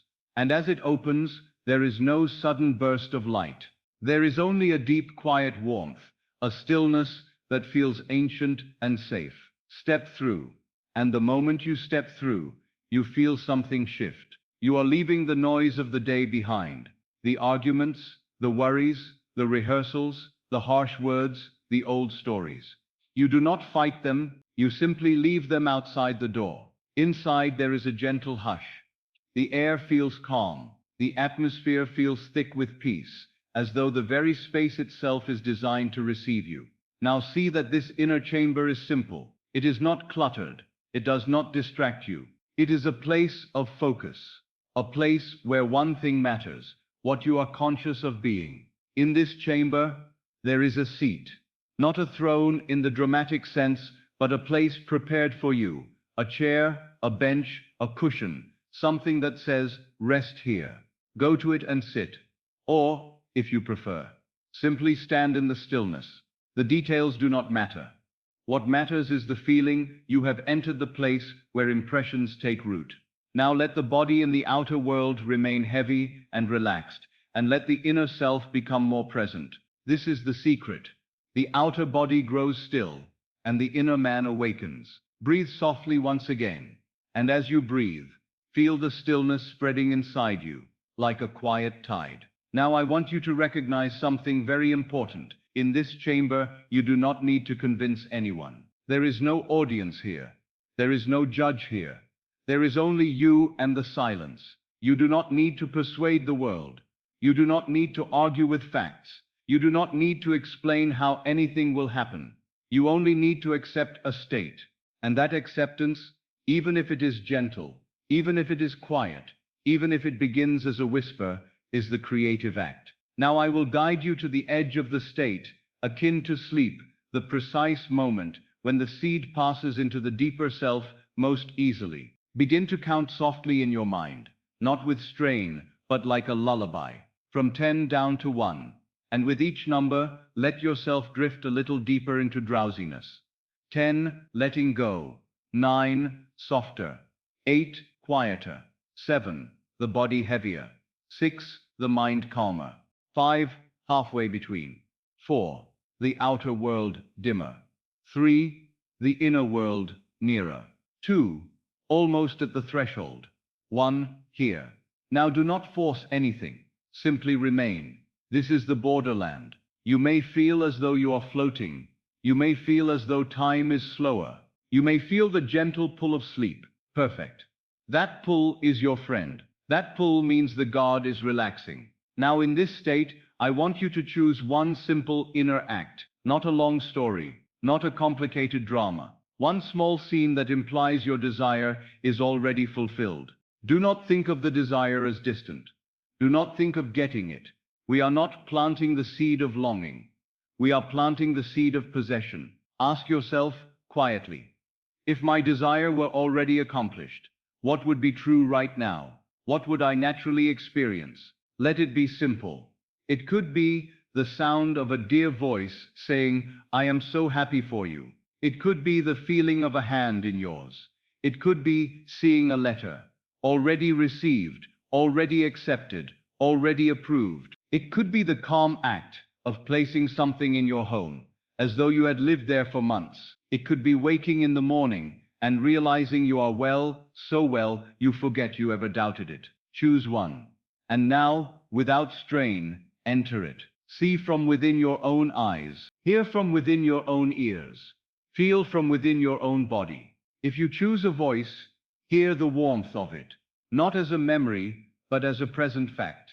If you choose a touch, feel its reality. If you choose a simple scene of relief, let that relief spread through the chest and belly, like a gentle exhale that says, it is handled. Now loop the scene softly, again and again. Like a simple phrase in music, do not rush it. Do not try to force vividness. Allow the scene to become natural. And as you repeat it, notice what happens. The scene begins to carry weight. It begins to feel less like imagining and more like remembering, less like hope and more like fact. This is the moment you are looking for, not excitement, not fireworks, but the quiet sense of course. Of course this is so. Of course, this is mine. Of course, this is my life. When that of course appears, even faintly, you are at the threshold where the subconscious receives. Now in that gentle certainty, whisper inwardly a simple phrase, not many words. 1. It is done. Or if you prefer the ancient name itself, I am. And then attach to it, softly, what you are choosing to be. I am loved. I am secure. I am whole. I am guided. Do not shout it. Do not plead it. Speak it inwardly, as you would state your own name. And now, allow yourself to drift. If sleep comes, let it come. If the scene fades, let it fade. Do not chase it. The seed, once planted, does not need your anxiety to grow. Anxiety digs it up. Trust waters it. So you rest in the assumption. You rest in the feeling. You rest in the quiet golden chamber, where the night receives your state and begins, unseen, to clothe it in form. And before you drift fully into sleep, hear this clearly, as though it were spoken from the depth of your own being. You have not entered this door as a stranger. You have entered your own house. You have not come to beg for Christ. You have come to awaken him. And he awakens when you accept the end and sleep in it. So remain here, soft, quiet, drowsy. Let the outer world be dim. Let the inner world be near. Let the golden door remain open behind you. Not as a symbol, but as a reminder that every night offers you this same entrance. And if you wake later in the night, do not become disturbed. Return gently. Touch the handle again in imagination. Step through again. Loop your simple scene again. And sleep again, inside the end. Because this is how the subconscious is impressed. Not by struggle, by repetition made natural. By a state returned to until it feels like home. Now I will leave you here at the threshold. If you are drifting into sleep, let the sleep take you. If you are still awake, remain quiet for a few moments more, looping your single fulfilled act until it becomes the last thing you carry into the night. And remember, with solemn warmth, what you accept here becomes the pattern of what you meet there. The world listens when you stop arguing. The night receives when you stop striving. And in that receiving, the Christ within begins to stir. Now that you have felt the golden door of sleep, and you have touched the stillness where the rational God grows quiet, we go deeper into the most powerful work a man or woman can do. We are not merely changing a circumstance. We are changing the one who experiences circumstances. And when identity changes, the world cannot help but follow. These guided inner acts are not entertainment. They are impressions. They are seeds planted deliberately in the subconscious at the very moment it is most receptive. If you will listen with softness, and if you will allow the scene to become real enough to feel, then the effect upon your subconscious will be extraordinarily powerful. The subconscious does not argue. It does not debate. It receives. And what it receives as real, it expresses as life. So settle yourself again. Let the body become comfortable. If you are lying down, let the bed hold you. If you are seated, let the chair support you fully. Do not hold yourself up with effort. Let yourself be held. Let the shoulders drop. Let the jaw unclench. Let the hands become still, as though they have finished their labor for the day. Close your eyes gently, not with force, with permission, and begin to notice your breathing. A soft breath in, a soft breath out. Let the exhale be like a quiet surrender. With every breath out, you release something you no longer need to carry into the night. Now I want you to do something that may seem almost too simple. I want you to become aware of the one fact that cannot be denied. Before you name yourself, before you describe yourself, before you attach any story to your life, there is a simple awareness that remains. You are, without effort, you know you exist. Without explanation, you are present. That silent knowing, before you add anything to it, is the foundation of everything. It is the bass note beneath all thoughts, all sensations, all memories, all hopes. And that bass note has a name. I am. Do not rush past it. Let it be felt. I am. Not I am this or I am that. Yet. Just the naked awareness of being. I am. Let it be like a quiet light in the center of you. It does not flicker. It does not strain. It simply is. Now, as you rest in this awareness, you may notice that the mind tries to add something. It tries to name you. It tries to remind you of your age, your past, your worries, your responsibilities. Let it try, and then gently return to the simple fact of being. I am. You do not have to fight the mind. You simply do not have to follow it. Thoughts may move across the surface like ripples on water, but you remain the water itself. I am. Stay with this for a few breaths. Feel how calm it is. Feel how steady it is. This is the name spoken to Moses at the burning bush, not as a religious ornament, but as the revelation of God's identity. And this is the secret. Every time you say I am, you are touching that identity. You are touching the creative name. Now listen carefully. The subconscious is always receiving what you join to I am. It takes the union as a command. It hears your identity as your decree. So when you have said in the past, I am lonely, you were not describing a life. You were issuing a seed. When you have said, I am not enough, you were not telling the truth. You were clothing the truth in the garment of limitation, and then watching the world mirror it. Tonight we remove the old garment gently, not with violence, not with shame. We do not condemn the old self. We simply lay it down like a coat that no longer fits, and now we put on a new garment. You are about to assume an identity that may feel unfamiliar at first, because it is higher than the one you have worn. But unfamiliar does not mean false. It only means new. The identity is this: I am the Anointed One. Let those words arrive slowly.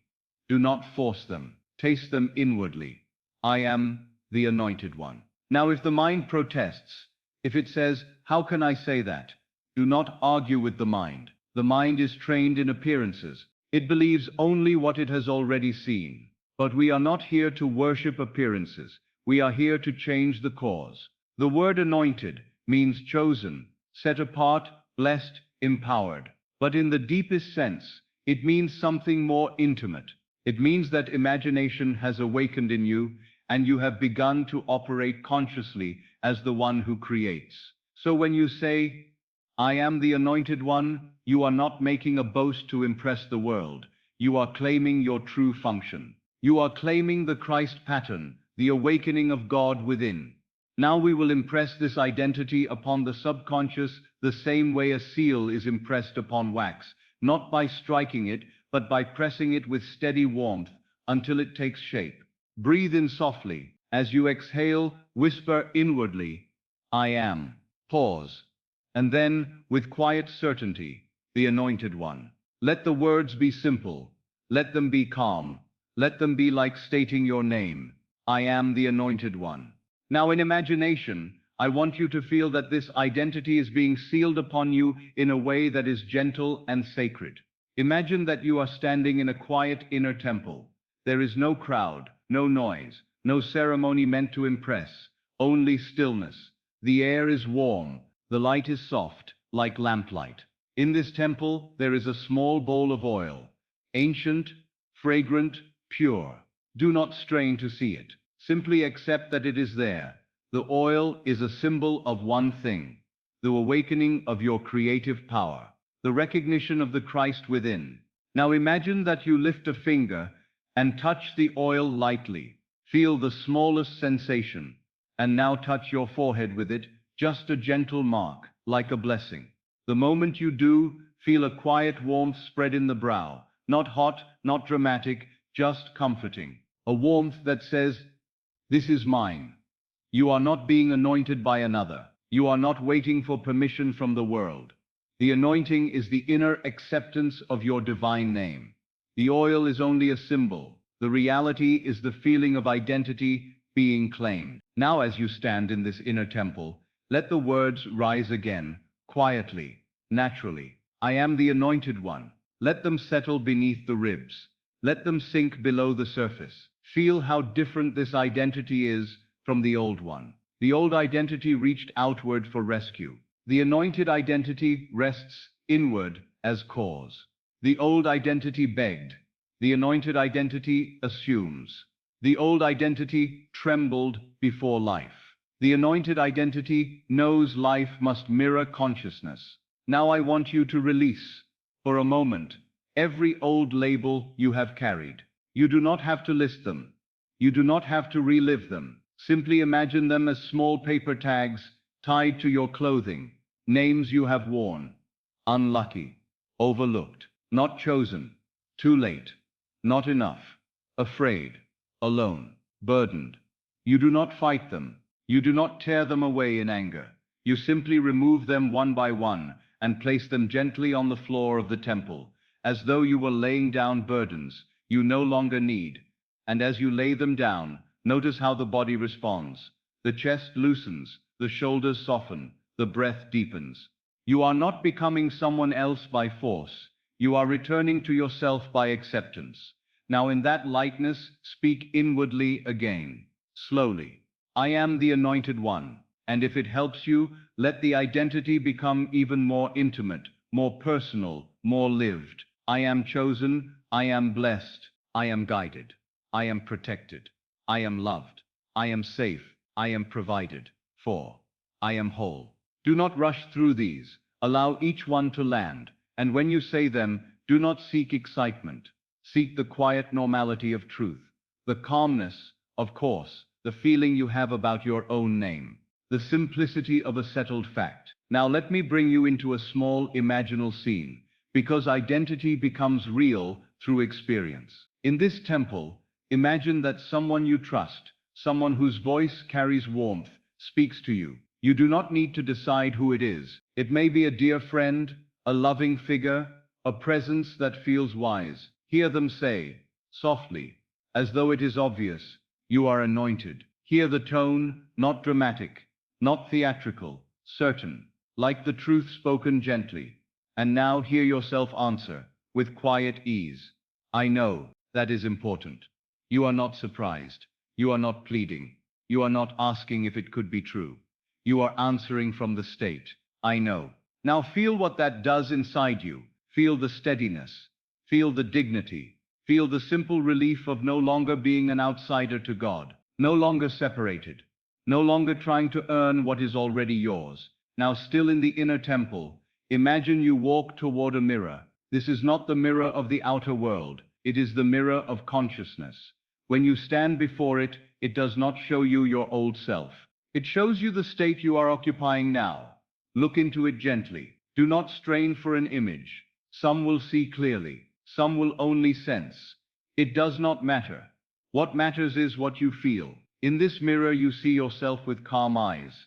You see yourself with presence. You see yourself as someone who is not begging life to be kind, but quietly assuming life must mirror your inner decree. You see yourself as someone who belongs. Now without forcing anything, let a simple feeling rise, the feeling of being held by life, the feeling of being supported, the feeling that you are not forgotten, the feeling that you are safe. Let it be small if it is small. A small seed is enough. Now repeat again, inwardly, as though you were sealing the identity deeper.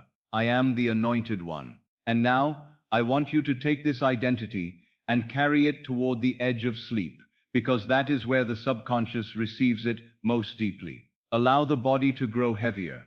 Let the breath slow. Let the mind become softer, as though it is drifting toward the shore of sleep. If thoughts come, let them drift away.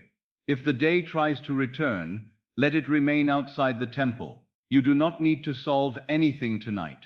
You are not here to fix the day. You are here to plant a state. Now in the drowsy borderland, imagine one simple proof of being anointed. Not something grand, not a spectacle, but a natural sign. Imagine waking tomorrow morning and feeling different before you even open your eyes. Not excited, different. Quietly different. As though something has been set right within you. As though the old heaviness is not there. In that imagined morning, feel yourself whispering, without effort, I am the anointed one. And feel how natural it is. Like breathing, like being. Now loop that for a moment. The soft morning, the calm breath, the simple knowing. I am the anointed one. Again, gently. I am the Anointed One. Now, if you feel resistance, let me speak to you as I would speak to any student who doubts the simplicity of the law. The subconscious does not require your permission to work. It requires your acceptance. And acceptance is not strain. Acceptance is not strain. Acceptance is consent. A soft yes. So you are not wrestling your way into being anointed. You are consenting to what you truly are.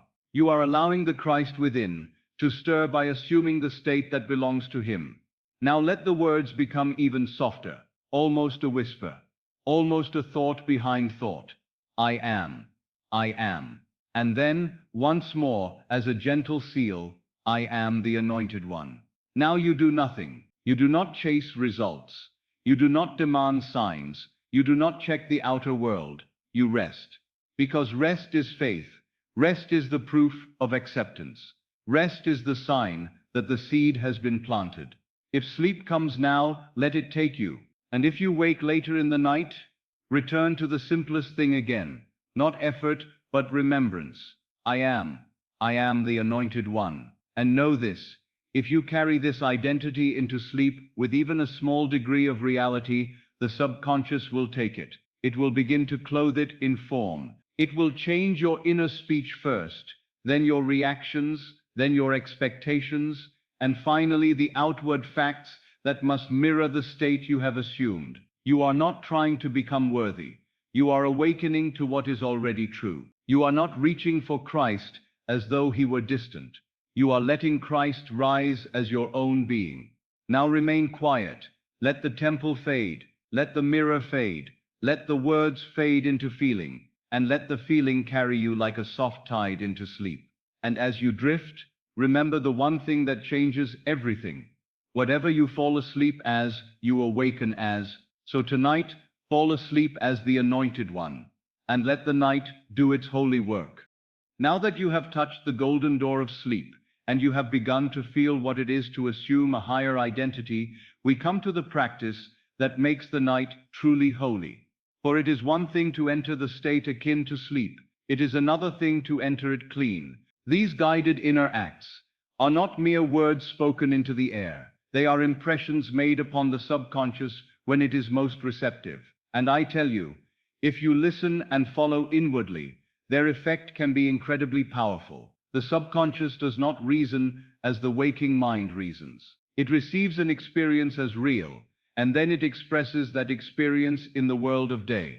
So tonight you will not carry the dust of the day into the chamber of sleep. You will cleanse it. You will purify the temple. And you will go to rest lighter than you have been in a very long time. Settle yourself now. Let the body become comfortable. Let your eyes close gently. Let the shoulders fall. Let the jaw soften. Let the hands become still. And take one slow breath in, and let it out as though you were setting down a burden. Take another breath in, and as you exhale, let the muscles release just a little more. You do not need to force relaxation. You simply allow it. The body knows how to rest when you stop commanding it to remain alert. Now, before we do anything else, let me remind you of a truth that changes the meaning of your entire day. The events of the day do not end when the sun goes down. They live on in you as feeling. They remain alive in memory. And every time you rehearse them inwardly, you are planting them again. That is why some people live the same day for 20 years. Not because life is cruel, but because consciousness is faithful. It keeps producing what you keep impressing upon it. So tonight, you will take the day into your hands, not with anger, not with regret, but with the calm authority of one who knows that imagination is God. You will not argue with what happened. You will simply change what it means. You will change the inner record. And when the inner record changes, the outer record must follow. Let your breathing become soft, like a lullaby. With each breath, feel yourself drifting a little deeper inward. The room grows distant. The day grows quiet. The outer senses begin to soften. You are approaching the borderland, where impressions sink deep. Now imagine, very gently, that you are standing at the entrance of a simple inner temple. It is not grand, it is not meant to impress. It is clean, still, and quiet. The air is warm, the light is soft. It feels like a sanctuary, not because of any decoration, but because of its atmosphere. It is the temple of your own consciousness, the inner place where all creation begins. As you step into this temple, you feel something settle. The noise of the world remains outside. The opinions of others remain outside. The arguments of the day remain outside. Here, there is only you and the power that lives within you. In the center of the temple, there is a small lamp, glowing steadily. Its light does not flicker. It does not strain. It simply shines. Let that lamp represent the awareness of being your I am. The quiet presence in you that watches, that knows, that can choose. In this temple, you are not a victim. You are the operant power. Now in this still place, I want you to review your day. But you will do it in a way that breaks the spell of what seems fixed. You will not begin at morning and move forward. You will begin at this moment and move backward, like a gentle rewinding of a story. This is important. Moving backward loosens the chain of cause and effect that the mind clings to. It reminds you that time is not a tyrant. It is a structure within consciousness, and consciousness can change what it has built. So begin with the most recent moment you can recall. Perhaps it was the last room you were in. Perhaps the last conversation. Perhaps the last thought you carried before you lay down. See it lightly, like a picture passing across a screen. You are not reliving, you are observing. Now move backward a little further. A scene from earlier in the evening. Again, do not strain to remember every detail. You are not taking an examination. You are simply allowing the day to pass before you, as though you were leafing through pages. As you move backward, you will notice that most moments are neutral. They do not stir you. Let them pass. But there will be a few moments, perhaps only one, that still carry a charge. A tightening in the chest, a heaviness in the belly, a sting in the throat, a sudden sadness, a flare of irritation, a wave of regret. These are the moments that matter. Not because you must punish yourself for them, but because they reveal where the day left a mark on the temple. And the temple is not meant to be marked by pain. It is meant to be filled with light. So when you encounter a moment that carries a charge, pause. Do not rush past it. Do not condemn yourself for having it. Simply recognize quietly. Here is a scene that must be cleansed. Now take that scene into your hands in imagination. See it as though it is right in front of you. Small enough to be changed. Do not argue with it. Do not justify it. Do not explain it. Just take it, as you would take a soiled garment to be washed. Ask yourself very gently, how would I wish this had happened? Not how it could have happened. Not how it should have happened according to reason. How you wish it had happened in the world of love, in the world of wholeness, in the world where Christ is awake. Now begin to revise it. If it was a conversation that hurt you, hear it differently. Hear the other person's voice, softened. Hear words of kindness where there were words of sharpness. If it was a moment of being overlooked, see yourself being acknowledged. If it was a mistake, see yourself acting with calm clarity. If it was a moment of fear, see yourself steady and safe. If it was a moment of loneliness, feel the warmth of connection. And as you revise it, do not watch yourself from a distance. Enter the revised scene as yourself.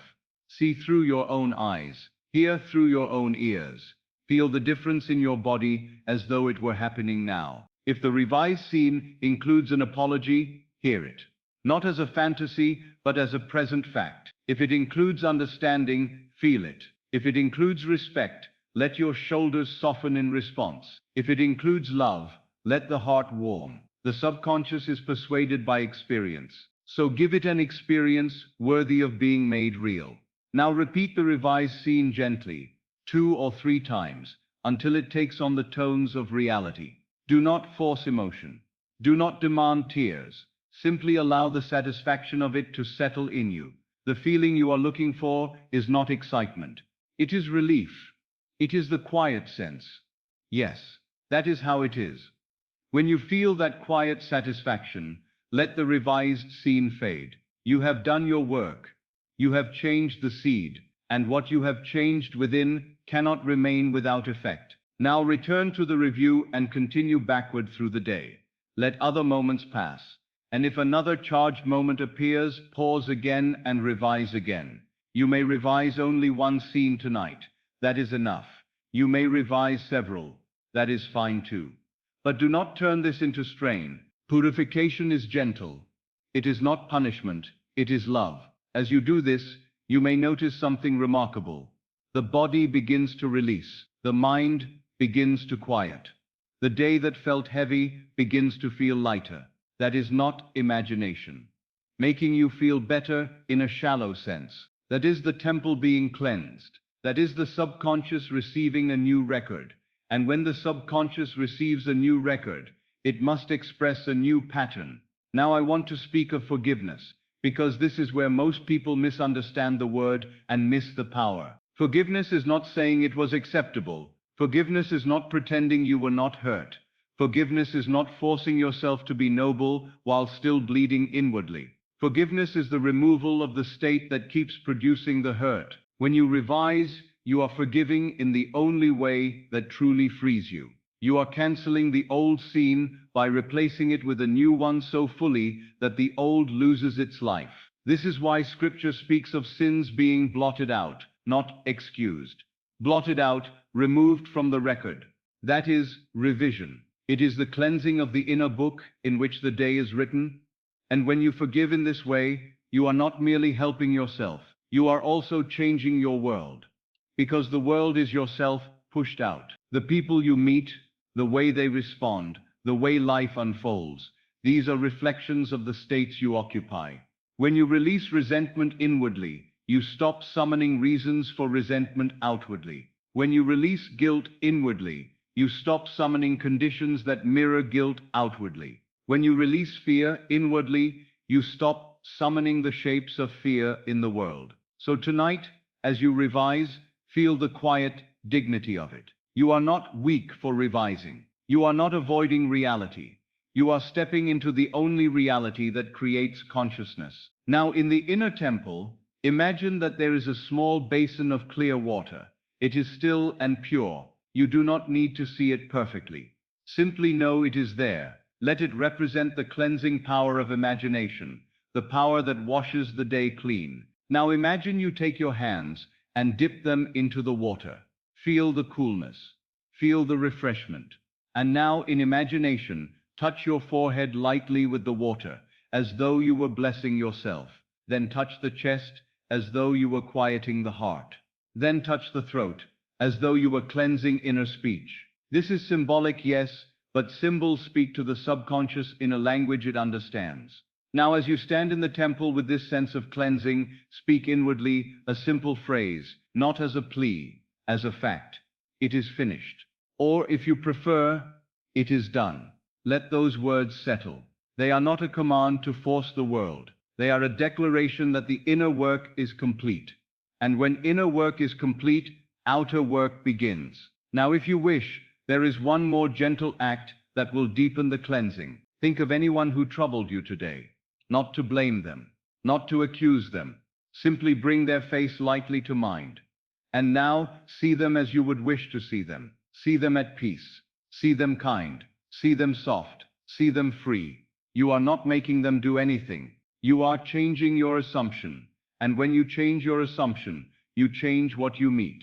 If there was someone you judged today, release the judgment now by revising your inner picture of them. If there was someone you feared, bless them now by seeing them as harmless and good. If there was someone you resented, dissolve the resentment now by seeing them as healed and whole. This is not sentimental weakness.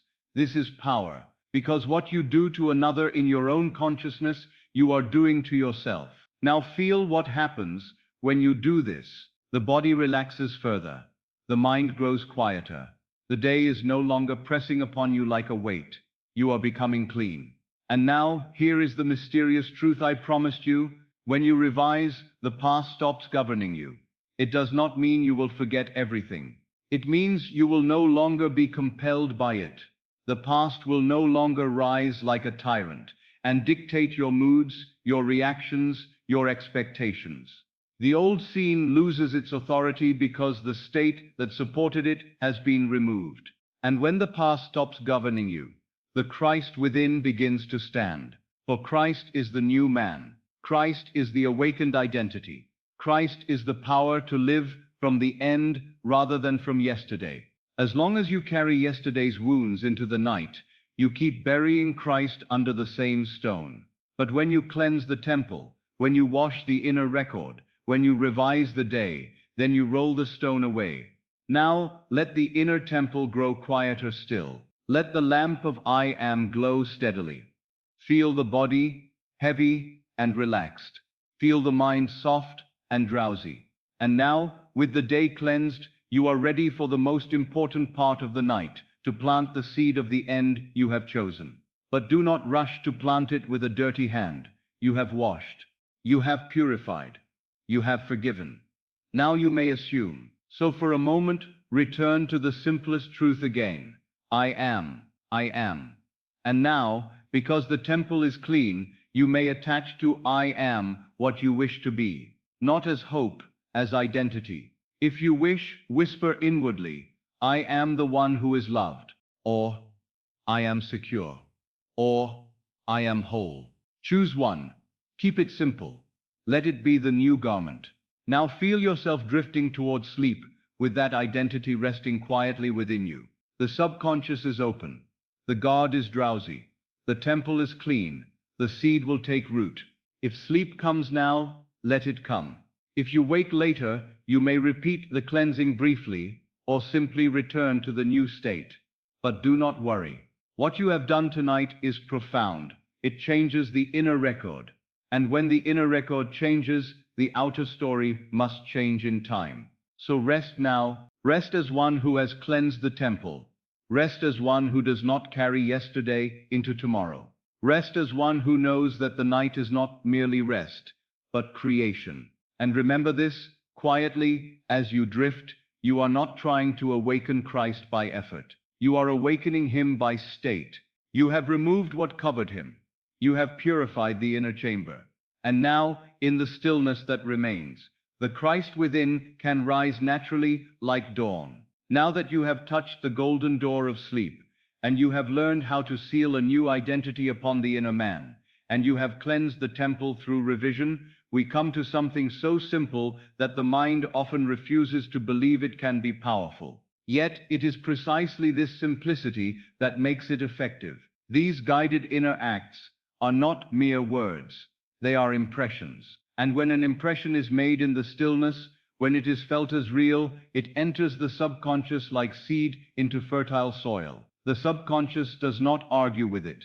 It does not ask whether it is reasonable. It does not compare it to yesterday. It receives it as reality and begins at once to shape the world of day, to mirror what was accepted in the world of night. That is why the effect can be incredibly powerful, far beyond what a person expects when all they have known is effort and struggle. So let us enter now, together, into the quiet miracle of the wish fulfilled. Allow the body to settle. Let the bed receive you. Let the chair hold you. Let your clothing loosen. If it feels tight, let your hands rest. Let the shoulders drop.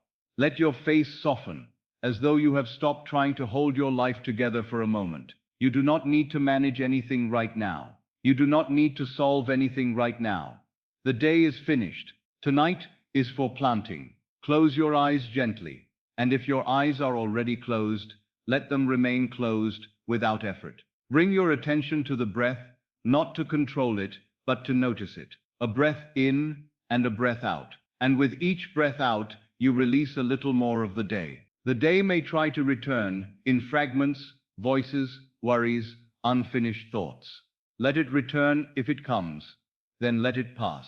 You are not fighting the mind. You are simply not feeding it. Begin to relax the body slowly, as though you were lowering yourself into warm water. Let the feet become heavy. Let the ankles loosen. Let the legs soften. Let the hips settle. Let the belly relax. Let the chest ease. Let the shoulders fall. Let the arms grow heavy. Let the hands become quiet. Let the jaw unclench. Let the tongue rest. Let the forehead smooth. Now notice something subtle. As the body grows still, the outer world begins to feel farther away. The room does not call to you. The day does not pull at you as strongly. You are becoming inwardly present, and this inward presence is not imagination as fantasy. It is imagination as reality. It is the place where causes are formed. I want you to remember what I told you earlier. Feeling is the secret. But feeling is not excitement. It is not forcing emotion. It is not trying to manufacture joy, as though you must convince life with noise. The feeling of the wish fulfilled is the quiet certainty of having. It is the peace of the search being over. It is the calm that comes when you no longer need to ask, because it is already done. So tonight we do not chase a feeling. We allow it, we enter it by assumption, we become it. Now I want you to think of the wish you have carried, perhaps for a long time. Do not think of it with strain. Do not think of it as a mountain you must climb. Think of it as a door you are going to walk through inwardly. It may be a wish for love, for companionship, for warmth, for being seen and cherished. It may be a wish for security, for money to be handled, for the fear to leave your chest. It may be a wish for health, for calm in the body, for normal days again. It may be a wish for peace, for freedom from the past, for a new life to begin. Whatever it is, let it come to mind gently, like a candle being lit, not like a fire being forced. Now I will tell you how to approach it in the way the subconscious understands. You will not imagine the struggle. You will not imagine the means. You will not imagine the process of getting it. You will go straight to the end. Ask yourself quietly, if this were already accomplished, what would be true now? What would I naturally experience? Do not make it complicated. The simpler, the better. The subconscious loves simplicity. A single act, repeated and felt, is worth more than an elaborate drama that tires the mind. Choose one small scene. 1.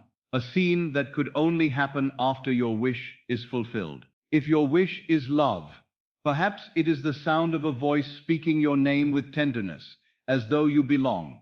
Not the excitement of a first meeting, but the familiarity of being cherished. Perhaps it is the feel of a hand resting on your shoulder, not to impress you, but because it is natural to be held. If your wish is security, perhaps it is the quiet act of paying something with ease, or opening a letter and feeling calm, or hearing yourself say, without surprise, it's all taken care of, and feeling the relief settle into the body as though it has always been so. If your wish is health, perhaps it is waking in the morning and stretching, and your body feels normal, so normal that you do not even think to celebrate it, or walking across a room and forgetting to measure yourself. Choose one scene now and keep it short. Keep it gentle. Keep it something you can repeat without effort. Now enter the scene. And here is the important point. Do not watch yourself. Do not look at yourself as though you were an observer in a theater. That is not living. That is only looking. Instead, see through your own eyes. Hear through your own ears. Feel from within your own body. If you have chosen a voice, let it speak now. Hear it as though it were right beside you. Notice the tone, the warmth, the certainty. Let it call your name. Or speak a simple sentence that implies the end. If you have chosen a touch, feel it. Feel the contact as real, the weight of it, the comfort of it. If you have chosen a scene of relief, feel the relief, not as excitement, as release. Like a knot, untying. Now loop the scene gently, again and again, like a lullaby, like a quiet prayer. Each repetition is not trying. Each repetition is dwelling. And as you repeat it, you will notice something. At first, it may feel like imagination, like a picture you are forming. But after a few repetitions, something begins to change. The scene begins to carry weight. It begins to take on the tones of reality. You begin to forget for a moment that you are lying in bed. You begin to feel as though you are there. This is the quiet miracle, not fireworks, not thunder, not a voice from the sky. The quiet miracle is that a state becomes real within you. And when it becomes real within you, the outer world must become its echo. Now, while you loop the scene, I want you to notice the difference between two feelings. One feeling says, I hope this will happen. The other feeling says, this is so. The first feeling is longing. The second is possession. Longing is restless. Possession is calm. Longing checks the world for proof. Possession rests. Longing asks, how will it happen? Possession does not ask. So if you notice that your mind keeps slipping into longing, do not scold yourself. Simply return. Return to the scene as though it were already done. Return to the calmness of having. Return to the end. And if you cannot find calmness at first, then begin with the simplest form of it, relief. Relief is the doorway to possession. Relief is the feeling of it is handled. So allow a soft sigh to rise in you. The kind of sigh you would make if you had received wonderful news, and the weight you carried for so long suddenly lifted. Let that sigh happen in imagination. Feel it in the chest. Feel the shoulders dropping. Feel the belly softening. Now loop the scene again, and let that relief be part of it. This is not pretending. This is creation. Now, as you continue, I want you to hear this very clearly. You do not need to convince the world. You do not need to convince anyone. You do not need to speak these things aloud to prove you believe them. You need only persuade the silence in you, the deep place that receives impressions, and the silence is most open now because you are near sleep. Now, let the body become heavier. Let the breath become slower. Let the seam become simpler. As you approach the borderland, shorten it even more. One sentence, one touch, one look, one act. And when it feels real enough, when you feel that quiet of course, then whisper inwardly, softly, as though you were sealing it with the simplest stamp of faith, it is done. Or if you prefer, attach it to the divine name, I am. And then, in the gentlest way, join the state you desire to that name. I am loved, I am secure, I am whole. Do not force a grand emotion. Just let it be true. Let it be quiet. Let it be ordinary. Because the wish fulfilled, when it is truly fulfilled, does not feel dramatic. It feels natural. Now I want you to do something that may surprise you. I want you to let the scene fade slightly and keep only the feeling, keep only the calmness, keep only the relief, keep only the sense of being already there. This is very important. The subconscious is not impressed by pictures alone. It is impressed by the state behind the picture. The picture is only the doorway. The state is the house. So remain in the house. Let the mind float in that calm certainty. If thoughts come, let them pass. If the day tries to return, let it remain outside. You have cleansed the temple. You have entered the inner chamber. You have assumed the end. Now rest. Rest is faith. Rest is the evidence that you have accepted it. Rest is the sign that the seed has been planted. And if you find yourself drifting into sleep, do not resist it. Sleep is not an interruption. Sleep is the completion. If you fall asleep while feeling the wish fulfilled, the impression sinks deepest. It is carried into the subconscious and held there like seed held in soil. Now, if you are still awake and you wish to deepen the impression, then do this one small thing. Imagine that tomorrow has already come and you are moving through a day in which the wish is fulfilled. Not the whole day. Just one small ordinary moment that proves it. Perhaps you are washing a cup and you notice your heart is calm. Perhaps you are walking outside and you realize you are not afraid. Perhaps you are speaking to someone and you feel loved. Perhaps you are reading a letter and you smile because everything is handled. Choose one quiet proof. Let it flicker in imagination for a moment, and then return to the calm. Now, as you rest in this calm, I want you to know something. The outer world may not change instantly in the hour you close your eyes, but the cause has changed tonight, and the outer world must follow the cause. The world you see is the lagging echo of past states, but a new state has been planted, and because the law is faithful, a new world must grow. So do not go searching for signs tomorrow in panic. That is the old man returning. Instead, move through tomorrow with the quiet dignity of the one who is already accepted. When doubt rises, do not wrestle with it. Return to the feeling. When the senses argue, do not debate. Return to the end. When the old story whispers, "Nothing has changed," answer it gently.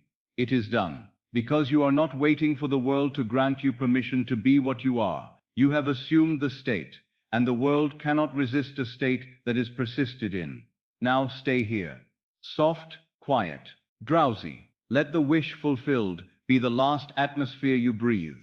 Let your final inner word be the name of God joined to the state you desire. I am. And then, with the calmness of certainty, whatever is true for you, I am loved. I am secure. I am whole. Now let sleep come, if it comes. And if you wake later in the night, return gently to this same quiet miracle. Not with strain, with familiarity, like returning to a room you own. For the miracle is not loud.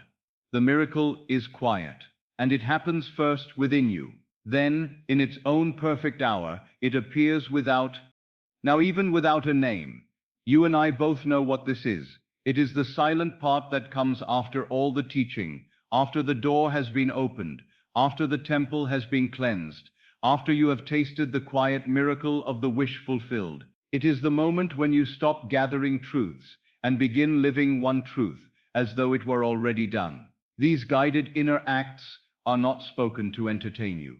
They are spoken to impress the subconscious. And when the subconscious is impressed, especially at the edge of sleep, its effect can be incredibly powerful. For the subconscious does not reason. It does not argue. It receives the feeling of reality and then gives it form in the world of day. So I ask you now to listen as you would listen to something meant for the deepest part of you. Not to your outer ears only, but to that inner stillness where all creation begins. Settle yourself. Let the body become comfortable. If you are lying down, let the bed carry the weight for you. If you are seated, let the chair support you fully, and stop holding yourself up with effort. Let your shoulders drop. Let your hands rest. Let your jaw soften. Let your eyes close gently. Not like a command, but like the closing of a curtain when the play is finished. Now notice your breath. You do not need to change it harshly. Simply notice it. A breath in and a breath out. And with each breath out, allow the day to move farther away. The day may try to return with thoughts and worries and unfinished scenes. Let it return if it comes, and let it pass as though it were a carriage rolling down a street outside your window. You do not chase it, you do not climb into it, you let it go by. Begin to relax the body in a slow, kind way. Feel the feet grow heavy. Let the ankles loosen. Let the calves soften. Let the knees release. Let the thighs settle. Let the hips sink. Let the abdomen soften, as though you are no longer bracing against life. Let the chest become easy. Let the shoulders fall, as though you have set down something you have been carrying for years. Relax the arms. Let the elbows loosen. Let the forearms soften. Let the hands become still. Relax the neck. Let the jaw unclench. Let the tongue rest. Smooth the forehead. And feel how, as the body quiets, the mind begins to quiet with it. Now I want you to remember something you already know, but perhaps have not yet fully trusted. The outer world is not the cause. It is the echo. It is the shadow. And tonight, you are not here to wrestle shadows. You are here to change the light. Allow your attention to drift inward, as though it were falling gently from the surface into depth. The room becomes dimmer in importance. The noises of the world become distant. The day becomes less urgent. You are approaching the borderland, the state akin to sleep, where the rational God grows drowsy, and the subconscious becomes open. There is no strain required here. You enter this state every night of your life. The only difference tonight is that you enter it knowingly. You do not stumble into sleep with fear in your pockets and worries on your tongue. You enter as one who knows the door and knows what to carry through it. Now in this softened stillness, I want you to become aware again of the simplest fact in the world. Before you name yourself, before you describe yourself, before you attach any story to your life, there is an awareness that remains. You are. That quiet sense of being is the foundation of everything, and it has a name. I am. Do not say it loudly. Do not force it. Just let it be felt, like a steady lamp in the center of you. I am. Now here is the point where creation becomes deliberate. Whatever you attach to I am becomes the garment you place upon the divine name, and the subconscious, faithful and literal, accepts it as your reality. So we will choose the garment now. We will not choose many garments. We will choose one. Simplicity is power. Ask yourself quietly, what is the one state that, if it were true, would change your whole life from the inside? Not the object you want, but the state you truly desire. Perhaps it is being loved, perhaps it is being safe, perhaps it is being whole, perhaps it is being chosen, perhaps it is being free, perhaps it is being at peace. Choose one state now. Let it be simple. Let it be clean. Let it be something you can live in. Now join it to I am, softly. I am loved, or I am secure, or I am whole, or I am free. Say it inwardly, as you would say your own name. Not as a wish, as identity. Now pause, and notice what happens in the body when you say it. The shoulders may drop a little more. The breath may deepen. The chest may loosen. The mind may grow quieter. These are not signs you must demand. They are natural responses when you touch a truer state. Now the mind may protest. It may whisper, but the world does not show that. The mind is only reporting yesterday's harvest. It is only repeating what the senses have been trained to believe. Do not argue with it. Do not fight it. Simply return to the state. I am loved. I am secure. I am whole. Now I want you to do something that seals this state like a stamp on wax. I want you to enter one small imaginal act, just one, whose only purpose is to make the state feel natural. If you have chosen love, imagine hearing a voice speak your name with warmth, the way it would sound if you were already cherished. Not the excitement of new romance, but the familiarity of being held in another's heart. Hear that voice once, feel the warmth once, and let it be enough. If you have chosen security, imagine the simplest proof of it. Perhaps the quiet feeling of relief, the soft sigh that rises when you know something is handled. Feel yourself exhale and think it's done. Not with drama, with ease. If you have chosen wholeness, imagine waking tomorrow morning, stretching gently and noticing that the body feels normal, not perfect, normal, calm, easy. So easy that you do not even marvel at it, because it is natural. Choose your one act and enact it now. Briefly, softly, from within your own eyes. Do not watch yourself doing it. Do it. Now repeat it once more, like a whisper repeated to a child drifting into sleep. Again, and let it carry the same simple feeling. As you repeat, notice the difference between wanting and having. Wanting strains. Having rests. Wanting checks the world for proof. Having does not. Having is quiet. Having is the end of the search.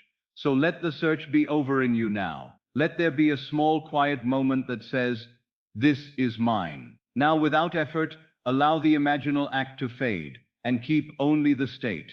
Keep only the calm feeling. The act was the doorway. The state is the room.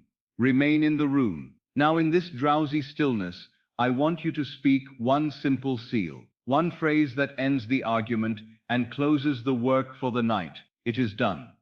Or if you prefer, it is finished. Say it inwardly, not as a hope, but as a calm conclusion. Like a man signing his name at the bottom of a document. The work is complete. The seed is planted. Now rest. Rest is the proof of acceptance. Rest is faith. Rest is the sign that you are no longer begging. If your mind tries to rise and check, return to rest. Checking is digging up the seed. Rest is watering it. If your mind tries to plan the how, return to rest. Planning the how is the old man trying to remain in control. Rest is the new man trusting the law. Now imagine, just for a moment, that tomorrow has already come, and you are moving through a simple, ordinary moment in which your new state is natural. If you chose love, you notice you are no longer bracing for disappointment. You move gently through your day with the quiet feeling of being valued. If you chose security, you notice the fear is not gripping your chest. You feel steady, and the world feels less threatening. If you chose wholeness, you notice you are not measuring the body constantly. You are living. Do not build a long story. Just touch the atmosphere of that day. Then let it fade and return to the state again. I am loved. I am secure. I am whole. And now, let yourself drift. If sleep comes, let it take you. Sleep is not an interruption. Sleep is the completion. To fall asleep in the state is to give the subconscious your final instruction. And the subconscious, like faithful soil, will hold the seed and begin its work in silence. If you wake later in the night, do not become disturbed. Do not say something is wrong. Simply return softly to the state. Repeat the seal once. Feel it again gently and sleep again as the one you have chosen to be. Because this is how the new state becomes natural. Not by one heroic effort, but by returning night after night until the feeling of it is as ordinary as your own name. Now, remain quiet. Let the breath be soft. Let the body be heavy. Let the mind be dim.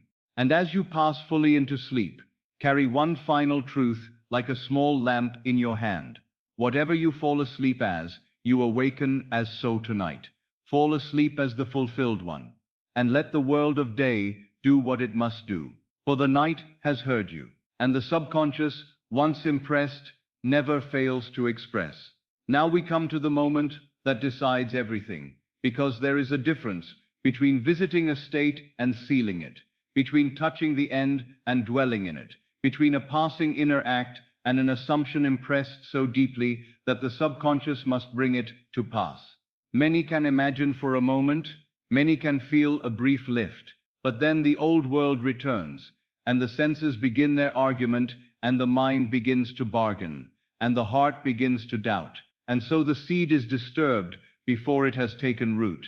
Tonight we will not do that. Tonight we will seal the assumption before sleep. And I tell you plainly, if you learn this one art, you will stop asking whether you are doing it right. You will stop fearing that one doubt has ruined everything. You will stop living as though your desire is fragile. You will know how to impress the subconscious with such quiet certainty that the outer world must, in its own appointed way, conform. Settle yourself now. Let the body be comfortable. Let the bed receive you. Let the muscles soften. Let your eyes close gently. Let your breathing become slow and natural. You do not need to force anything. You are entering a state you enter every night. The only difference is that you are now entering it knowingly, with intention and with reverence. Let the day fall away as though it were a garment you remove and set aside. If thoughts of the day arise, do not chase them. Let them drift. The day is finished. You are not here to solve anything now. You are here to choose what you will be when you wake. Now allow the body to grow heavy. Feel the weight of the legs sinking. Feel the hips settling. Feel the shoulders releasing downward. Feel the jaw unclenching. Let the hands become still. Let the breath soften. Like a tide moving in and out, as the body becomes still, the mind begins to quiet. And as the mind quiets, you approach the borderland, the state akin to sleep, where the rational God grows drowsy and the subconscious becomes open. This is the sacred interval. This is where the seed is planted. Now, before we choose the scene, let me remind you of the most important distinction you will ever learn. The subconscious is impressed not by your effort, but by your acceptance. It is not the strain of imagination that creates, it is the naturalness of the state assumed. So do not try to make it vivid by force. Do not try to feel something big to prove it is working. You are not performing. You are assuming. And assumption, when it is real, is quiet. Now choose your end, not your means, not the bridge, not the process, the end. Ask yourself, very gently, what is it that you want to be true? And if it were true, what would you naturally experience? Keep it simple. One short scene, one act, one little moment that implies the wish is already fulfilled. If you desire love, perhaps it is hearing a voice speak your name with warmth. Perhaps it is the feeling of being held in a way that is familiar, not dramatic. If you desire security, perhaps it is the quiet relief of knowing the matter is handled. If you desire health, Perhaps it is the natural ease of waking and moving without thought of pain. If you desire freedom, perhaps it is the calm feeling of being unburdened. Choose one scene now, and make it so short that you can repeat it like a lullaby. 5 seconds, 10 seconds, no more. Now enter it. Do not watch yourself. Be yourself. See through your own eyes. Hear through your own ears. Feel it from within your own body. If there is a voice, hear it close. If there is touch, feel it real. If there is a simple object, feel it in your hands. If there is relief, let the body respond with a soft exhale. Now repeat the scene again and again, gently, without strain. Each repetition is not an effort to make it happen.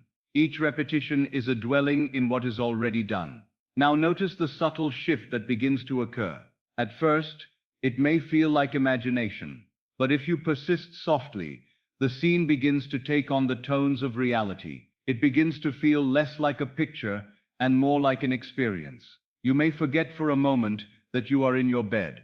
You may feel as though you are actually there. This is the point of sealing, because the subconscious accepts an experience as real and then it produces it in your world. Now, to seal the assumption, we do one thing that most people neglect. We stop trying. We stop reaching. We stop asking, is it done yet? We let the feeling of completion settle. How do you know the feeling of completion? You have felt it 1,000 times in ordinary life. It is the feeling you have when you have found what you were searching for. It is the feeling you have when a matter is settled. It is the feeling you have when there is nothing left to do. So allow that feeling to come now, not as excitement, but as calm finality. Let the scene imply, not that you will receive, but that you have received. And in that calm, whisper inwardly a simple seal. It is done. Or if you prefer the ancient word of certainty, it is finished. Say it not like a plea. Say it like a conclusion, like the final stroke of a signature. Now let the scene fade slightly and keep only the state. The scene was the doorway. The state is the room. Remain in the room. If you feel loved, remain in the feeling of being loved. If you feel secure, remain in security. If you feel whole, remain in wholeness. Do not keep building pictures. Do not keep adding details. Let it be simple now. Let it be quiet. This is where people often fail. They keep checking. They keep pushing. They keep asking for proof. And in doing so, they return to the state of not yet. But you will not do that. You will seal it by resting in it. Rest is the seal. Rest is the proof of belief. Because to believe that it is done is to cease effort. It is to cease searching. It is to cease bargaining.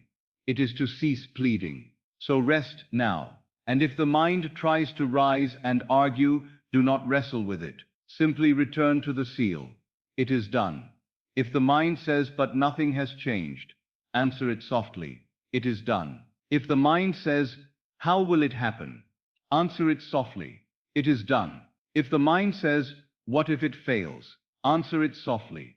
It is done. You are not arguing.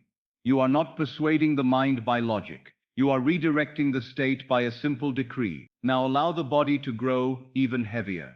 The breath becomes slower. The borders of your awareness begin to soften. This is the perfect moment because as you slip closer to sleep, the subconscious is wide open. It receives the last impression most deeply. So let the last impression be the fulfilled end. Let it be the calm sense that the matter is settled. Let it be the feeling that you no longer need to seek. Let your final inner words be the divine name joined to the fulfilled state. I am. And then, softly, I am loved, or I am secure, or I am whole. Now stop. Do not try to do more. Let sleep come. If you fall asleep in this state, you have sealed it. And if you wake later in the night, return to it again, not with anxiety, but with familiarity. Touch the same feeling. Repeat the same short scene once or twice. Whisper the seal and sleep again. Because the subconscious learns through repetition, and repetition without strain makes the state natural. And the state that is natural must, by law, become fact. So I leave you here with the simplest instruction. the one that has changed more lives than any complicated method. Fall asleep in the end. Fall asleep as the one who already has. Fall asleep as the one who already is. And let the night, faithful and silent, carry your assumption into the depths where it will be made real. It is done. Beloved, if you have stayed with me to this point, know that you have already done what most will never do. You have turned inward. You have listened for the truth beneath the noise. And that alone is the beginning of the awakening. Tonight, do not let these words remain only as something you heard. Take them into the silence. Enter the state akin to sleep. Assume the wish fulfilled, and fall asleep as the one you have chosen to be. Do not beg. Do not strain. Simply accept. And let the night do its holy work. And tomorrow, when the world tries to speak its old language to you, answer it quietly with the only name that matters. I am. If something stirred in you, leave a simple line below, one sentence of your new decree. And if you wish to go deeper, remain with me. For this is only the first door. Sleep now and awaken as Christ within.